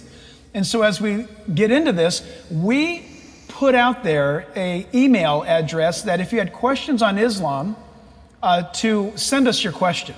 And so we're going to be going through these as really extensive as possible, but we also want to be sensitive to how many we do have. And so, we just pray that the Lord would honor our time together. So, Jay, listen, this one is regarding a doctrinal question. And the email writer says this: I have friends who are participating Muslims and are passionate that through the path they are pursuing, they'll find God, peace and harmony, they say, which surrounds all those who believe in Allah. As I bring up the issue of terrorism and killing Christians and non-believers by Muslims around the world, they respond that those actions do not represent true Islam, that it's an attack against true Islam, that they're really peaceful brothers and sisters who are not violent, not into killing. How would you respond to that question? Good question. I think that's a question that an awful lot of people are asking, because most people who are watching, in fact, they're watching this program, have either met a Muslim or know somebody who knows a Muslim, and they're finding the same reaction from Muslims living here in the United States. Most Muslims you come across will say that Islam is a religion of peace. They will say that the Quran, this book, is a book of peace, and they'll say that the Prophet Muhammad is a man of peace. Those are the three things they all are taught to say. Those are the things they have to say if they're going to live in America. They have to. No other choice. Now, here's the way to answer this. Here's the way to answer them. If they say, if I come up to you and I say, and I'm going to be the Muslim now, and I say, listen, I believe that Israel has a right to exist. We Muslims do have a belief in that. We believe that democracy is perfectly okay. We have no difficulty with you as a Christian, you your religion, me my religion. We both believe in peace. We share the same God. We even share the same prophetic line. We also share the same Jesus. These are things that I will say as a Muslim. How are you going to respond to that? The only way you can respond to that is to accept it. But there's a better way to answer that. And that is to just open the Quran and say, prove it. Show me in the Quran. Show me one peaceful verse in the Quran. Start that way. Wow. See, for every Muslim, whether they are radical or nominal or liberal, they all have to come back to this book. Now, my radical friends, they're the ones I work with over here, they love this book and they read it. And they also interpret it and they exegete it and they assimilate it and they follow it. The nominal Muslims, the ones that, the tendency, the ones that you meet here in the United States, have not read this book. And so Really? they will hear whatever their imam tells them. And many of the imams now living here in the Los Angeles area in the United States know that they dare not let people read this book, because if they read the book, they will get the true answer. They'll find that there are no real peaceful verses for people like me or like you. That's interesting, because I'll have a Muslim ask me, have you read the Quran? And you're saying that many Muslims don't read it themselves. No, for one very good reason. Well, we read the Bible, don't we? Yeah, sure. I hope you read the Bible. I sure do. I hope you do on Sunday mornings. I sure do. God And bless you. Every day in between. And your church demands that you read the Bible. Absolutely. Open its scriptures. Verse by and verse. take what the author is saying and then apply it to the people out there. Yep. So we are used to that. And you have Bible studies, and everybody is taught to read the Bible because it makes sense. Sure. From Genesis all the way to Revelation, Yeah. there's not too much here that's a mystery. Yeah. You try that with the Quran. Really? Try and see. In English, I'm not saying in Arabic. Even in English, see if you can get all the way through it and find a complete story. Wow. You'll only find one. There is only one complete story in the Quran, and that's the story of Joseph in Surah 12. Stories don't begin, stories don't end. There's no transitional phrase to go from story to story. It's confusing. Listen, 20% of the Quran, even the Muslim scholars don't understand. Is that right? So you don't read the Quran to understand it. You don't have Quranic studies like we have Bible studies. So what do you do with the Quran? What's its purpose? For Muslims, there's only one purpose, and that is to memorize it. You memorize it, Yes. verse after verse after verse, but you always memorize the Arabic. 85% of Muslims don't speak Arabic. That's right. So all your Muslim neighbors here that you're talking to, if they said, I have read the Quran, what they're saying is, I have memorized parts of the Quran. And they will start memorizing when they're about 3 years of age, and as they grow up, they memorize more and more. Ask them if they understand anything they've memorized. Interesting. I have a fellow back in London, he's memorized the entire Quran. He's known as a Hafiz, that's what we call them when they memorize the entire Quran. I sometimes, just to find out how good he is, I say, Surah 2, I 145, tell me what it says. And he stops and thinks, word for word, perfect. Wow. And I say, what have you just said? He says, I have no idea. Oh my. Here he spent his, I don't know, Right. 20 years memorizing the entire Quran, and he doesn't hardly understand a word of it. So why do they do it? Yes. The Quran is not a book to be understood. The Quran is a book to get salvation. You get barakah. Barakah means you get blessings. And when every Muslim is born, an angel is placed on this shoulder, which records the good deeds. Another angel is placed on this shoulder, which records the bad deeds. So by memorizing the Quran, you're getting barakah. Barakah, barakah, barakah, barakah, barakah. Racking And the up whole some purpose, points. there it is. It's credits and debits. It's works, It's human all works. exactly like every other religion made That's right. by man. That's right. Excellent. Miscellaneous, it says here, under the subject, I have been hearing the last few years of Jesus appearing to those in Iran and in other Middle Eastern countries with dreams and visions directly. Is this true? And if so, can you give us an update on this being true? Yes, it is It true. is true. And this is the exciting thing. God's already at work with Muslims. We're not doing much. So God's kind of doing our work for us. Interesting. Yeah. God, and I say, I just bless the fact that God is doing this. He is appearing in dreams. And according to latest statistics, about 75% of Muslims that have come to Christ have had initial dream that created or started the process. It doesn't bring them through. And Right, what tends to happen is that Christ appears to them in the middle of the night. Many times dressed in white. And he introduces himself to them? And he as calls such? himself, this is Jesus. Not by the Islamic name? Now that's what's interesting. Yes, because which name does he use? And I've asked many Muslims, and sometimes they maybe say, you might want to share with the people why you and I are laughing about this right now, because there's the Jesus that we know, and then there's the Issa mention that they know. in the Quran. So probably it's like two different names. Yeshua is the name that we know, because that is the correct Arabic name for Jesus. Yeah. And that's the name that Arabs have known for 2,000 years. Remember, Jesus has been around long before Islam came into being. this is correct. And long before Islam came into being, the church was here. That's right. And there were churches in the Arab world. That's right. And they always knew Jesus as Yeshua. Like Yeshua in Hebrew. Sure. Issa is unique to this book. It was introduced by this book. Issa is the wrong name. Yeah. We'll get into more on that when we Yeah. probably later on in another question. Yeah. But that's why it's important that we say God is doing something, and He is appearing in dreams. And I thank Him for that, because that gets the ball going, and that's where they're going to come to us, and we have to be ready. Yeah. Say, listen, let me Amen. tell you about this Jesus that you've met. But don't go to this book to find Him. Come on home. Isn't Come that on great? back to this book, the bigger book. You notice? That's right. The bigger one than this book. I always keep it bigger for a You reason. always have. I love it. I love it. Another question here. Why are people of the book, Christians and Jews, constantly being targeted by the religion of peace? Define religion of peace. You mean Islam? I think that person meant I think we've Islam. already answered. That's not the religion of peace. In fact, we not- didn't really answer that question, did we? Maybe we should go back to that real quickly and ask. Correct. Is this then the religion of peace? Is this book the book of peace? Is the Prophet Muhammad the man of peace? And the answer in all three is absolutely not, absolutely not, absolutely not. For one very good reason, just read the pages. Right. You can't find any peaceful verses. Well, I have to be careful. In the Meccan surahs, you will find a verse that says, to you, your religion, to me, my religion. Yeah. That's there. And then they'll have in Surah 2, Ayah 146, Yeah. there is no compulsion in religion. Right. But read the rest of the verse. Right. It has nothing to do with you and me. Yeah. It has to do with Muslims. There's no compulsion. But then it goes on to say, but he who rejects Allah, great will be his future in fire. Yeah. So then tell me if there's no compulsion. And wasn't that section of the Quran written while Muhammad was in a more obscure role? Things hadn't happened according to... In the Meccan surahs? Yeah. Yeah, this is from... Now, this is... the more peaceful side of it, if you could say I'm that. going to contradict myself later on in this talk, but what Muslims tell us, this is what they tell us, Yeah. is that if you take the Quran and you just divide it in half, now this one goes from right to left, so this half here, that would be Medinan. Yeah. This would be Meccan. Yeah. It's referring to two different cities. Yeah. Yes, sure. Mecca is the city that he first lived That's in, where and he's- that's right, when he received his revelation from Yeah. 610 to 622, that's what he received. Yeah. Rule of thumb, there's some Medinan material in here. And then the last 10 years of his life, he received this material in Medina. Medina. So it actually goes backwards. You just turn the Quran upside down, you get the right sequence. Nonetheless, in this part, and this is what you're getting at, in this part, there's an awful lot we can accept. God's up here, man's down here. We don't know God, we can't understand God. He sends these intermediaries called Rasuls or Nabis, prophets, and we obey and we submit. And that's what Islam means, obey Yes, that's right. and submit. So there's not too much we would disagree with here. It's this material that Yeah, really gets that's right. problematic. And this material is full of violence. That's right. Verse after verse after verse.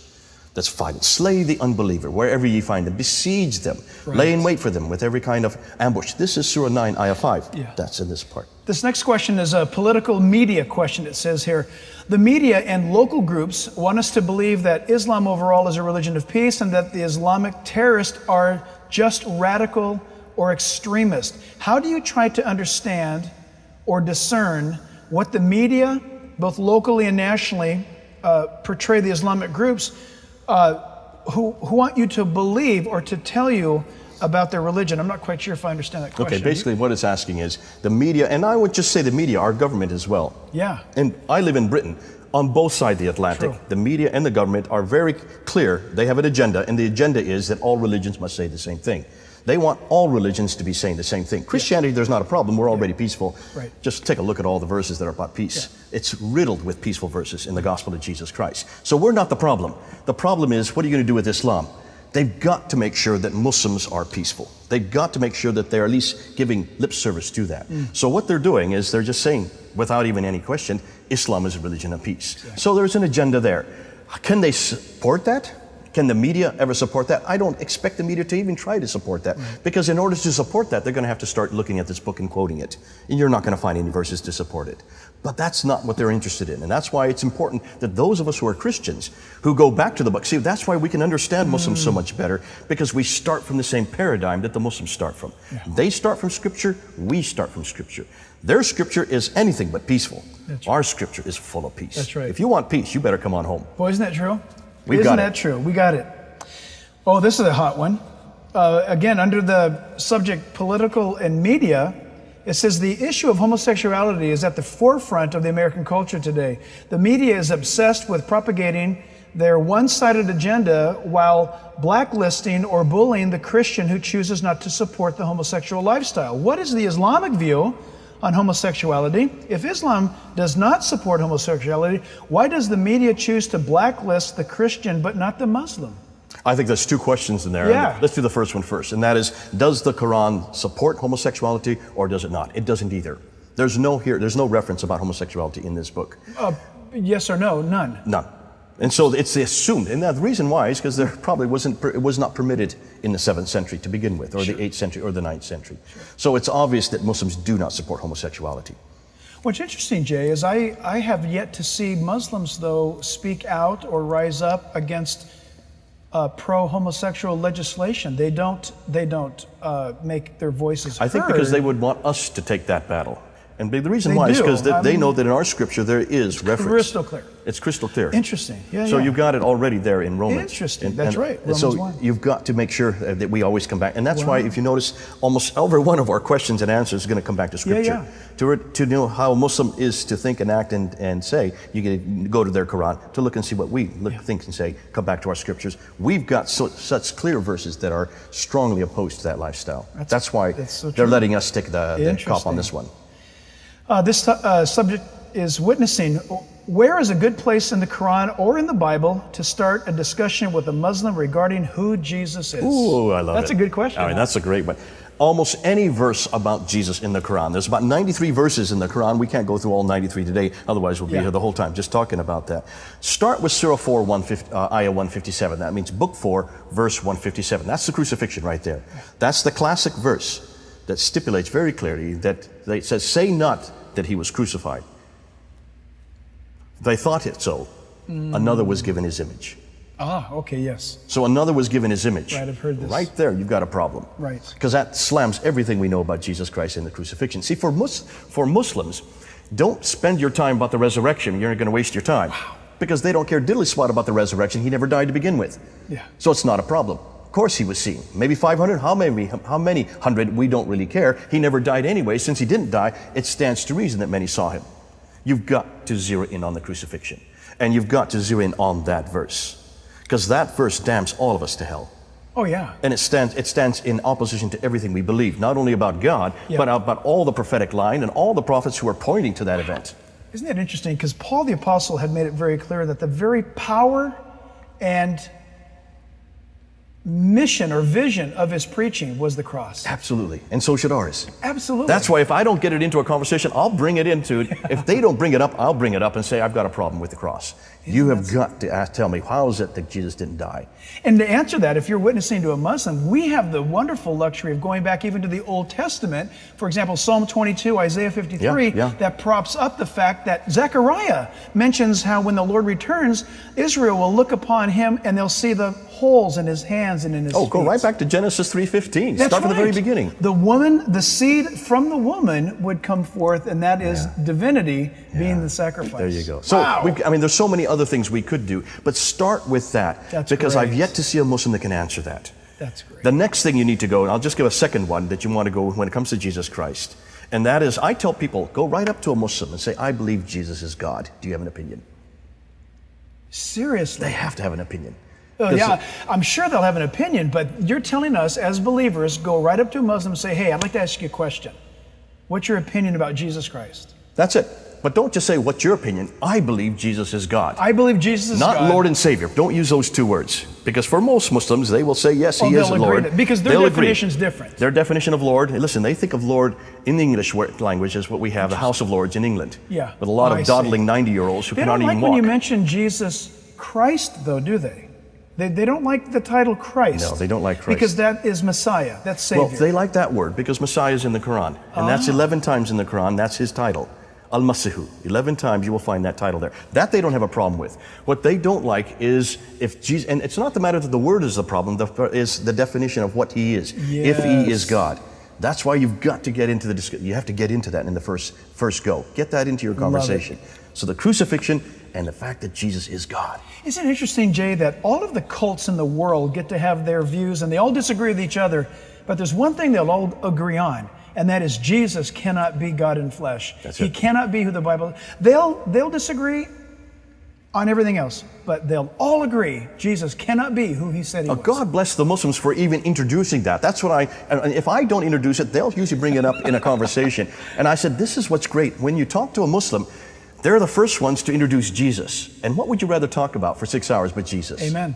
So let them do it. It's all about him. Bring it back to him. I love it. Islam's agenda is the subject matter. It says, we recently witnessed on the news, oh yes, the brutal murder of the British soldier in broad daylight. We saw the Muslim Nigerian perpetrators stand with bloody hands and knives explaining their actions to bystanders. I actually watched your YouTube on this, Jay.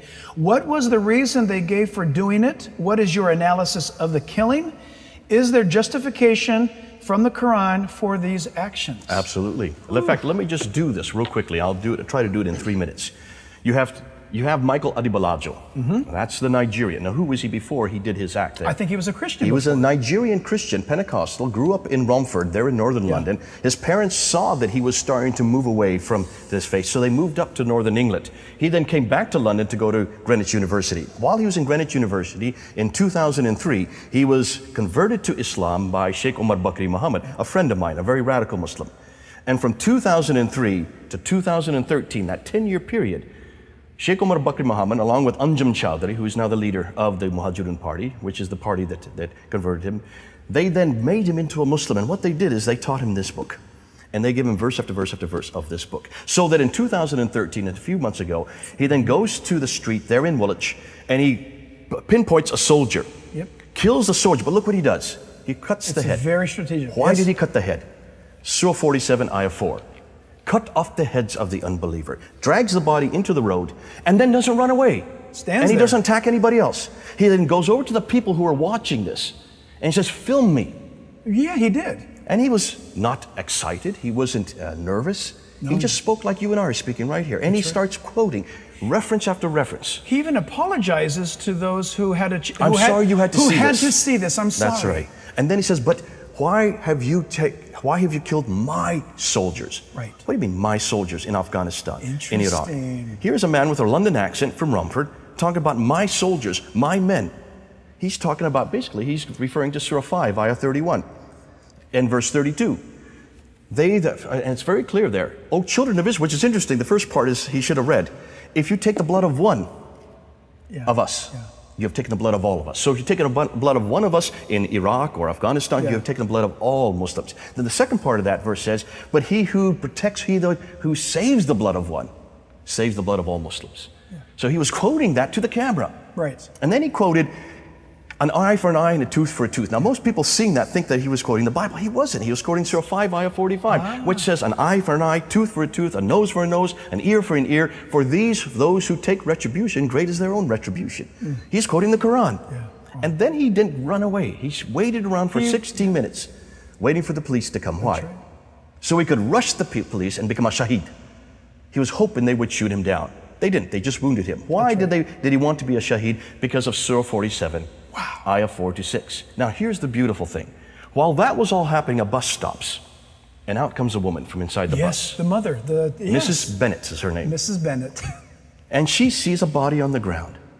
She doesn't even think first. She just goes right to the body. That's right. To see if that body needs help. She thought it was an accident. Right. And then she saw that the head had been severed. And she looked up and she saw the men with the blood still dripping off the knives. Now, she could have gone back to the bus. She could have gone back to the crowd like you and I would have probably done. But she went right to that man and said, give me your knives. She did. Give me your knives. He says, no, I'm not going to give them to you. She said, why are you doing this? She says, we're going to cause a war. She says, you're going to lose. Now, the next day in the Daily Telegraph, they interviewed her. And they said, why in the world did you do that? Why didn't you just go back? Why did you go forward and ask for their knives? You know what her answer was? I'm a Christian. Yes, she did say that. I am a Christian. And Jesus says that we are not to use knives. She said that. She's quoting Matthew 26, verse 52. That's right. So here's two different scenarios. Here's a man that had been a Muslim, had been a Christian, had been turned from Christianity to become a Muslim. In 10 years, he was now quoting scripture to kill. Right. And to save the blood of a Muslim over there by killing a man here. Right. And then here's a Christian. Yep. Gets out of the bus without even thinking. And she said she wasn't even scared. They asked her, were you fearful? She said, no, didn't think about that. But she was quoting Jesus Christ. She did. What a comparison between what the Bible says. Lay down your sword, for he who lives by the sword dies by the sword. Versus what the Quran says. Yep. Slay the unbeliever. Cut off the heads of the unbeliever. Just look at these two books and look at those two people as they reflected their revelation. Representing their Lord. If you had 2 to 4 minutes with a Muslim, what would be the most effective thing you could share with them? Plant the seed, question mark on that. Something they could go away with or ponder, question mark. Would it be different for a woman or a man, a child, a Western-born young adult? Several questions. There's no way to answer that question verbatim. What I do and what I tell my students to do is to go up to the first Muslim that they want to get engaged with and just say these two things. I believe Jesus is God. I believe the Bible is the Word of God. Do you have an opinion? Yeah, same what you shared before. Just what I said before. That's Once great. you've done two things. You have stipulated where you stand That's clearly. true. And you have basically said the two things that we oppose for Islam, that Islam opposes us. yeah. And you've also introduced that Jesus is God. Yeah. You've got that into the conversation. And the rest of the conversation is going to be about that. Jay, I want to ask you this. We all assume, and maybe we assume correctly here in the West, that as a man, I should not walk up to a Muslim woman and ask her anything at all. Is that true? Rule of thumb, that is true, but not in the West. Reason being that most Muslims now have, especially if they're here second generation and third generation, they're going to school. They're sitting next to boys. This is true. They have been westernized. So Western Muslims, you have all the right to speak to them, man to a woman. In the homes, you don't do it. And that's why in the homes is a different matter, because you're going into private territory. But in the public sphere, yes, you have all the right to speak to a woman. If she has a hijab, or if she is a radical Muslim, if she is a hijab or a chador or burqa or any one of the bilqa, shilbab, all the other names they give to it, then be careful, she's probably a radical Muslim, and she probably will herself say no. But that's not for you to compromise your position. And that's why we as Christians need to be very clear that we have no problem talking to women. Interesting what you just said, because I've been asked this question because the person asking me the question was fearful that it wasn't that they're shy to share with her or not willing to share with her. They didn't want to share with her and get her in trouble, get her beat, get her whatever they might. She won't be getting in trouble. She won't be in trouble. She will tell you if she's not permitted to speak to you. She would just or look away or not even respond to you. So you're saying just walk up and ask anyway. Absolutely. And let them shut it down. Let them shut it down, because you're being true to what the gospel says about men and women. So and you awesome. You are permitted to speak to women. So don't let them rule our lives. And you're exactly right, because we're starting to be so concerned about their cultural sensitivities, when in reality they're here in the West. On top of the fact, what trumps it all is preach this gospel to everybody. See, by just saying that, you're preaching the gospel. True. Because you're defining to them what we mean by sexes, between the sexes. We do this all the time in London. They have debates. I do debates, and I debate Muslims all the time. Yes, you do. And whenever we plan a debate, the Muslims come to us, say the women must be on this side, the men must be on this side, the women must be behind. They may not speak any questions. We say absolutely not. The women can sit anywhere they want. In fact, if you want to keep your women separate, you have the right to do that. But do not tell us where to put our women. Our women can sit next to us because we do not see them as sexual objects. Excellent. And what do they do? And if you live in London, then you better go by our rules. I love it. And what we're doing, though it is provocative and it is almost confrontational, I'm preaching the gospel by saying that. Yes, you are. Because then I'll say, why is it that we don't see them as sexual objects? Isn't that great? We don't cover them up because they're going to seduce us. Because if they're going to seduce us, who's got the problem here? Yeah. The woman or us? It's the man. There you go. Absolutely. Then cut out your eye. Pluck out your eye, as Christ says. That's right. That's awesome. Subject, Islam's agenda. What would be Islam's motive for trying to get Christians to believe that the Quranic Jesus is the same as the biblical Jesus? What's their motive for getting us to believe that? The reason... Do they want us to believe that? They want us to share the same God, the same Jesus, the same prophetic line. They want us because they believe that we do share the same God. They just believe that we have corrupted that God with this book here. They want us to believe that we share the same Jesus. They just believe that we've corrupted Jesus with this book here. And that's why their agenda is, in order to share the same God, you have to come to our terms. Now, let me just back you up to a number of years ago. There was a document called the Common Word. Have you heard of this? Of course. The Common Word was sent out by 138 Muslim scholars to Christian scholars and leaders with the understanding that we agree that we share the same God and the same love of man. And the document started with their own definition of who God is, and it was taken from Surah 3, Ayah 65, which stipulates that there's an open word between you and us. So they're quoting from the verse itself. That God is one, and He has no partners. Now, do you believe that Jesus is the partner of God? I believe that Jesus is God. He has no partners, exactly. Yeah. So by virtue of us signing that document, we would have to go with their definition of Jesus, that He is a partner of God, we believe He's a partner of God. And that's why we We will not sign it. But you can see then why they want to impose their view of Jesus, their view of God, and that view must be monotheistic, that has no partners, that this person, this God, does not eat. That's in Surah 5, Ayah 75. That he has no wife. That's in Surah 6, Ayah 101. So you can see they start imposing their view of what our God is, and I won't let them do that. But see, you won't let them do that because you are taught, educated, you know what the scripture says, and you know what their agenda is. And one of the reasons, I love Jay Smith, but one of the reasons why you're here is because we have got to get the Christian community understanding what it is they believe about who Jesus Christ is. Jack, That this is key. why your church is so influential. This is why your church is so pivotal. If Islam, it will be the largest religion in 7 years. In 7 years, it will surpass Christianity, both Catholics and Protestants put together. Right. That's 7 years we have. If in 7 years they're going to be the largest religion, which not only means that they have a theological agenda, they have a political agenda, they have a social agenda. Absolutely. You've seen all the different agendas. Islam includes all of that in what it means to be a Muslim. If that is the case, then what do you think for the church, what is going to be our greatest foe in the future? That's right. Why is it we're not teaching people this then? Exactly. Why is it there's not one school in the world that teaches Islamic polemics? Exactly. How many people even know what that word means? Right. And why is it there's only about 2 or 3 schools that even have on their agenda or even have as a curriculum? One of them is Biola University, not too far from That's you, right. Islamic apologetics. Right. Taught by Josh Lingell. That's right. My good friend. Yeah. Most of it's my material. That's right. Why is that we're not teaching this everywhere? If this is going to be the largest religion, if it's going to be the strongest opposition for the church for the next generation, guaranteed. then why aren't we teaching what the Quran is saying? So listen, let me ask you on camera, why? Let's just pick on the Christian universities in America. Why are they not teaching this? Why are they not You've already answered it in a few hosting questions classes? before. Yeah, There is a fear.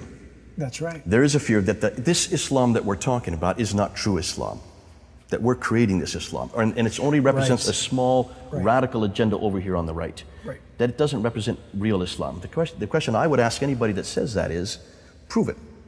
Show me in the Quran that we're wrong. That's right. Show me in the Prophet's life that he was a benevolent man, you that see he the was anything opposite. like Jesus. Oh, no, there's no way. Show me also in the Prophet, but look, show me in Islam itself, the history of Islam, Yes, how it began. There you go. Show me in the last 1400 years where Islam has been anything but violent. Well, you look at,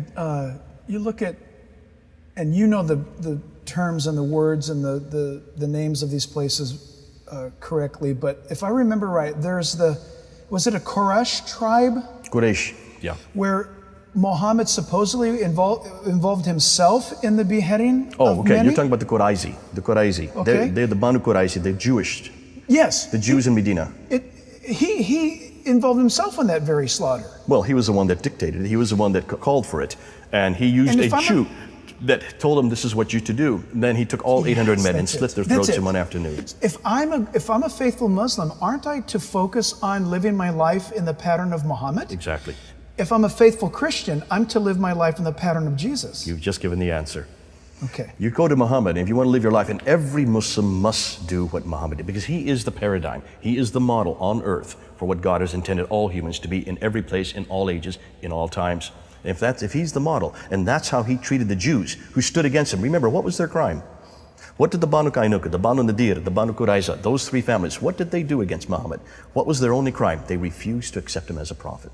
Well, I refuse to accept him as a prophet too, which means I am just as guilty as those Jews. That's right. And if this is how he reacted to those Jews in 627, after only moving to Medina 5 years earlier, he'd only been in Medina 5 years, they were locals. They were the indigenous people of Medina. Right. If that's what he did to the Jews, and if he is the model for all Muslims, That's right. then why should we be surprised that Muslims are acting the way they're acting? Jay, what would you say to the Christian right now that's watching this? And they just heard what you just said. Yeah. They're still trying to get over the 7 years. In 7 years, Islam will outnumber Christianity. They just heard what you said about what's really coming if people are going to be faithful to Muhammad. And the Christian is tempted right now to turn the channel or to log off and not hear this. What would you say to them? What would you say to them right now? Jack, this is what I would say. Islam, by definition, follows a text which creates an ideology, and it's that ideology that you're seeing now being enacted all over the world. including the one we just talked about with Michael Adibalajo there in London and Woolwich. If the ideology is based on a text, then where is it we're going to have to direct our energies towards? The text. The text. Who's doing that? Can the government do that? No. No. They don't even understand They don't even know. They don't even understand the power of this text. They don't even know that Muslims go to a text. Yeah. Can the police or the military do that? There's no way. No. Bombs, bullets, and cruise missiles do not destroy a not do text. it. No. You don't destroy an ideology with bombs, bullets, and cruise missiles. How do you destroy an ideology? You expose it. You With a better expose it ideology. to the truth. With a bigger bet. That's a better. right. This ideology. This is the only thing that can destroy that. Now, who are the one, therefore, that's basically, who are the ones only that can do this? That's right. We're looking at That's it. right. We're the only people, the only ones that can take on Islam. Because we're the only ones that understand the power of this book. That's right. We understand how it's motivating young men, women, and children all over the world. We can see what's going to happen That's right. when they become the largest. This writer says, it's my understanding that Muslims are offended by the fact that God has a son. How can I properly explain this dynamic effectively to Muslims I encounter? I love the question. Actually, there's two ways I'm going to answer that question, because that's a question that is also concerning an awful lot of Christians. So much so that they're now taking that phrase out of our Bible. Oh, I've heard about this. This is Wycliffe and Wycliffe- SIL, Wycliffe and has we've been done this. fighting this for 3 years. Yes, terrible. That battle is being won. Really? As of June of this year, Wycliffe has now decided not to take Son of God out.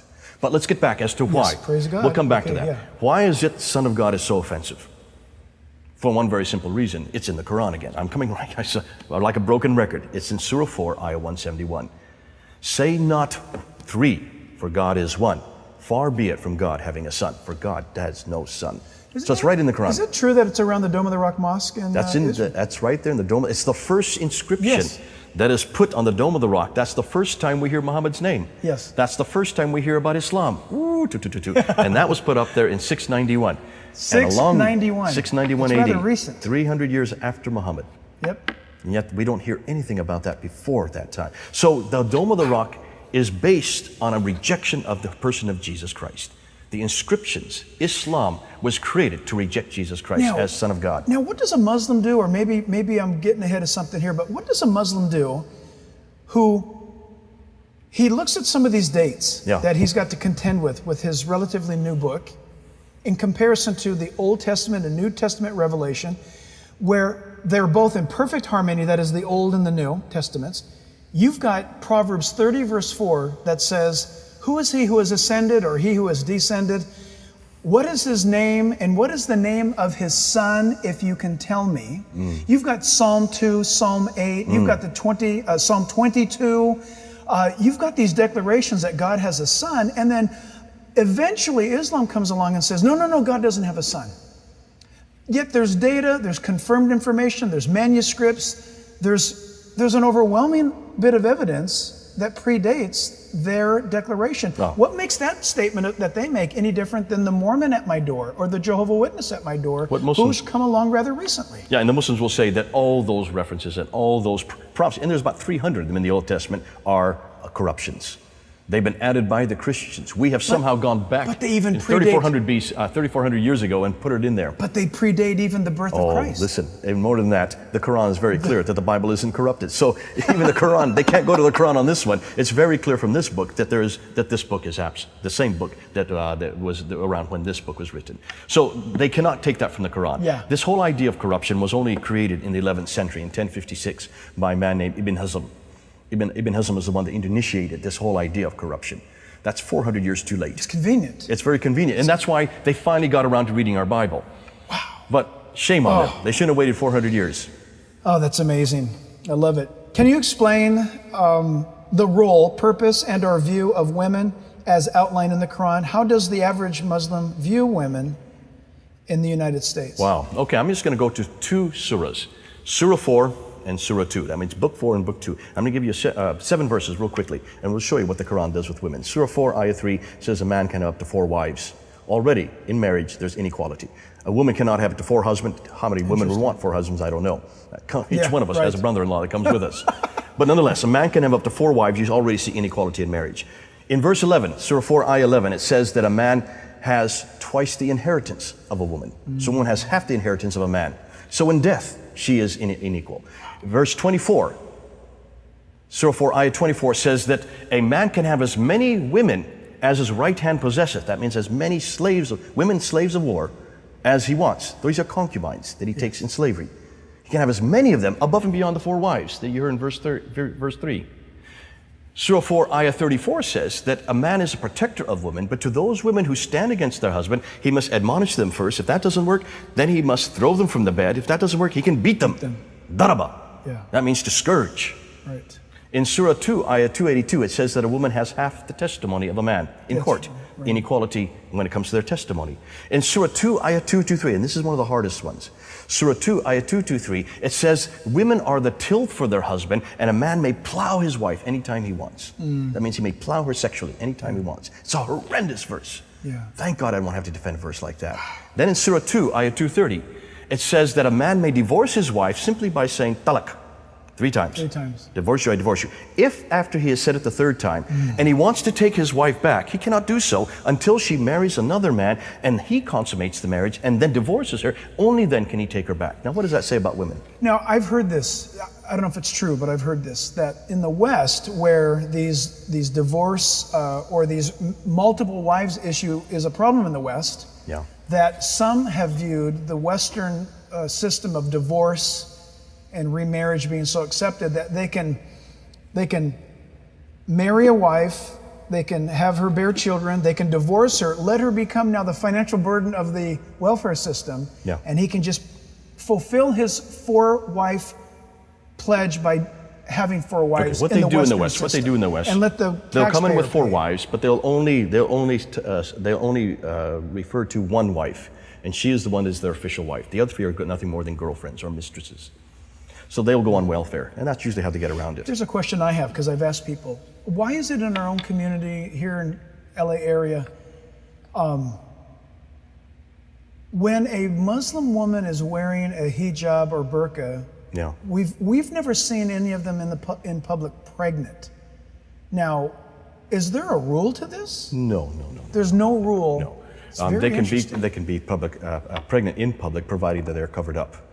And that's in Surah 33 that says they must be covered up. Verse 59. That's amazing. Issa, you covered that earlier. What are the 3 most common objections a Muslim has to the gospel, and how should we handle them? I think you've been answering that, but what are the 3, they're asking, common objections a Muslim has to the gospel? Well, the biggest thing is Jesus. It always comes to that. And the second biggest is corruption of scriptures. It always comes down to those 2. The third one I would think that would come after that would be the problem with the crucifixion. Yep. They'll bring it up. So those are the 3 right there. They're the 3 biggies.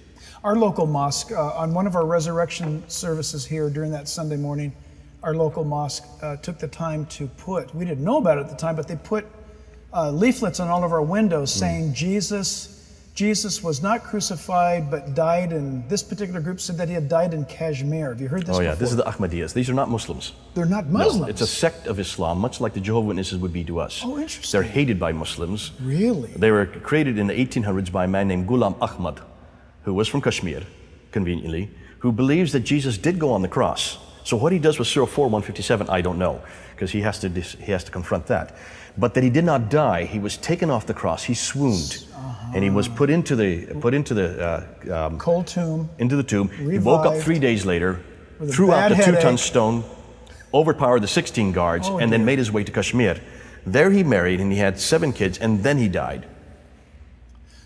Okay. And that Ghulam Ahmad is the Messiah, the return of Jesus. So Ghulam Ahmad is the returned Messiah. Unbelievable. Yeah, so you can see why, I see now why Muslims don't like this. Got it. Because this means there's another revelation, another prophet that comes after Muhammad, who has a further revelation that disagrees with the first one. I mean, look, Paul makes it very clear in Galatians 1 that if you can have another revelation, you can just keep having indefinitely. Joseph Smith. On and on it goes. It never ends. Sun Young Moon, they all have revelations. Absolutely. Yeah. What cultural sensitivities are most important to be aware of when witnessing to a Muslim with a Middle Eastern background? Okay, with a Middle Eastern, it's a little bit different than, say, with an Asian. You'd have to make a distinction there because Asian meaning Indonesian? Asian, no, sorry, Indian, Pakistani, and Bangladesh. Oh, okay. That's what we call. I'm sorry, this is an English and idiomatic help expression. Help me out. No, I have to be careful because that's how we do it in England. Well, yeah, but you guys are correct, and we haven't. No, that's what we do it in England. Actually, you are more correct because an Asian here would be an Indonesian. probably the best word to use is Indian subcontinent. Okay. And see, they're the largest block of Muslims in the world. That's right. That's 500 million right there. There's no other place in the world that has that many Muslims in one place. Yeah. And at one time, they were one country. Yeah. It was only in 1947 they were split up into 3 countries. Now you don't have the problem. There's not near as much problem, except the Pakistanis. The Pakistanis tend to be a lot more radical. Yes. They would be much closer to what we would have in the Middle East. The Middle Easterners have an awful lot of cultural proclivities that are based on Quran about gender specification and gender rules. Yes. So you have to be more careful when you're working with a Middle Eastern. But I would say, as a Christian, just be true to being a Christian. Yeah, right on. Just God anticipated all of that. That's why do not apologize for the fact that we can look a woman in the eyes and we can still talk to them without seeing them as sexual objects. Wow, that's right. So That's just be a right. Christian and That then is so- preach the gospel by doing that. You know, you brought this up. I thought about it. Now the second time I'm going to say it. Maybe it's the Holy Spirit prompting. But I was at a car wash not too long ago, and I noticed that sitting in front of me outside, waiting for our cars to get done, was, I'm going to guess that this Muslim girl was probably about 25, 27-ish. She had her hijab on, and I leaned over and I asked her. I said, "Can you explain why you're wearing this? I would like to know." And she said, "I'm wearing this as a display of modesty." And I said, "Well, that's very kind. That's excellent. What do you hope to achieve by that?" And she said, "Well, it prevents others from thinking," she used a different word than lustful thoughts, but it meant that. And I said, "Well, can I say something to you? I'm a Christian, and I'm old enough to be your dad. So can I say something to you? You wear this so that a Muslim man doesn't look at you and think a thought?" And she goes, "Well, yes, but not only a Muslim man, but yes. And I said, "Well, as a man, I want to tell you as a father figure that you see that trash dumpster out there that's shrouded, it's built in concrete? If you were to be inside that concrete blocked area and there was a sign out front of it and it said woman inside, that's all a man has to know for him to start thinking thoughts. What you're doing is commendable, but don't you think that a man's heart is much more corrupt than you, with your act of modesty, trying to be noble as you are? It's not going to work." She was silent. And I said, "Let me put it to you this way.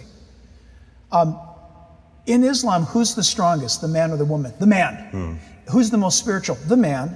And I said, "If that's true, then why doesn't the man govern his thoughts? There you go. Govern his eyes and look away from you, what does Jesus say? so that you wouldn't have to dress like this and you could be more free?" And she said, "Are you saying that a man should not think thoughts or look away?" And I said, "Yes." And she said, "That man has yet to be born." Oh, you were looking at him. And I said, "I have to tell you something. This is exactly the power of Christianity." Yeah. And she would not talk to me any further Yeah. from that moment on. Brilliant. I love that. I love that example. I just thought, if the power of God is so powerful, then let that power be released. And it should exhibit in self-control. That's right. That's Right? a brilliant way to answer it. So, one final thing. We've got 2 minutes left. Is there evidence that the decapitations that take place during the tribulation period, interesting, they're referring to Revelation 13, could that be a result of Islam in the world? Interesting thought. Revelation 13, those who do not believe in the doctrines and the power of the Antichrist, they are beheaded for not bowing to him. Interesting. Is beheading in the world... Yeah, I'll let you answer that one since that's up your alley. I would say that's certainly scriptural in that it's in Surah 47, Ayah 4. Very clear that the unbelievers are to be beheaded. Now, the unbelievers in that case would be us. Yeah, interesting. Wow. So there's scriptural backing for that. Yeah, I don't know if I'm going to say... I'm sorry, Quranic backing for that.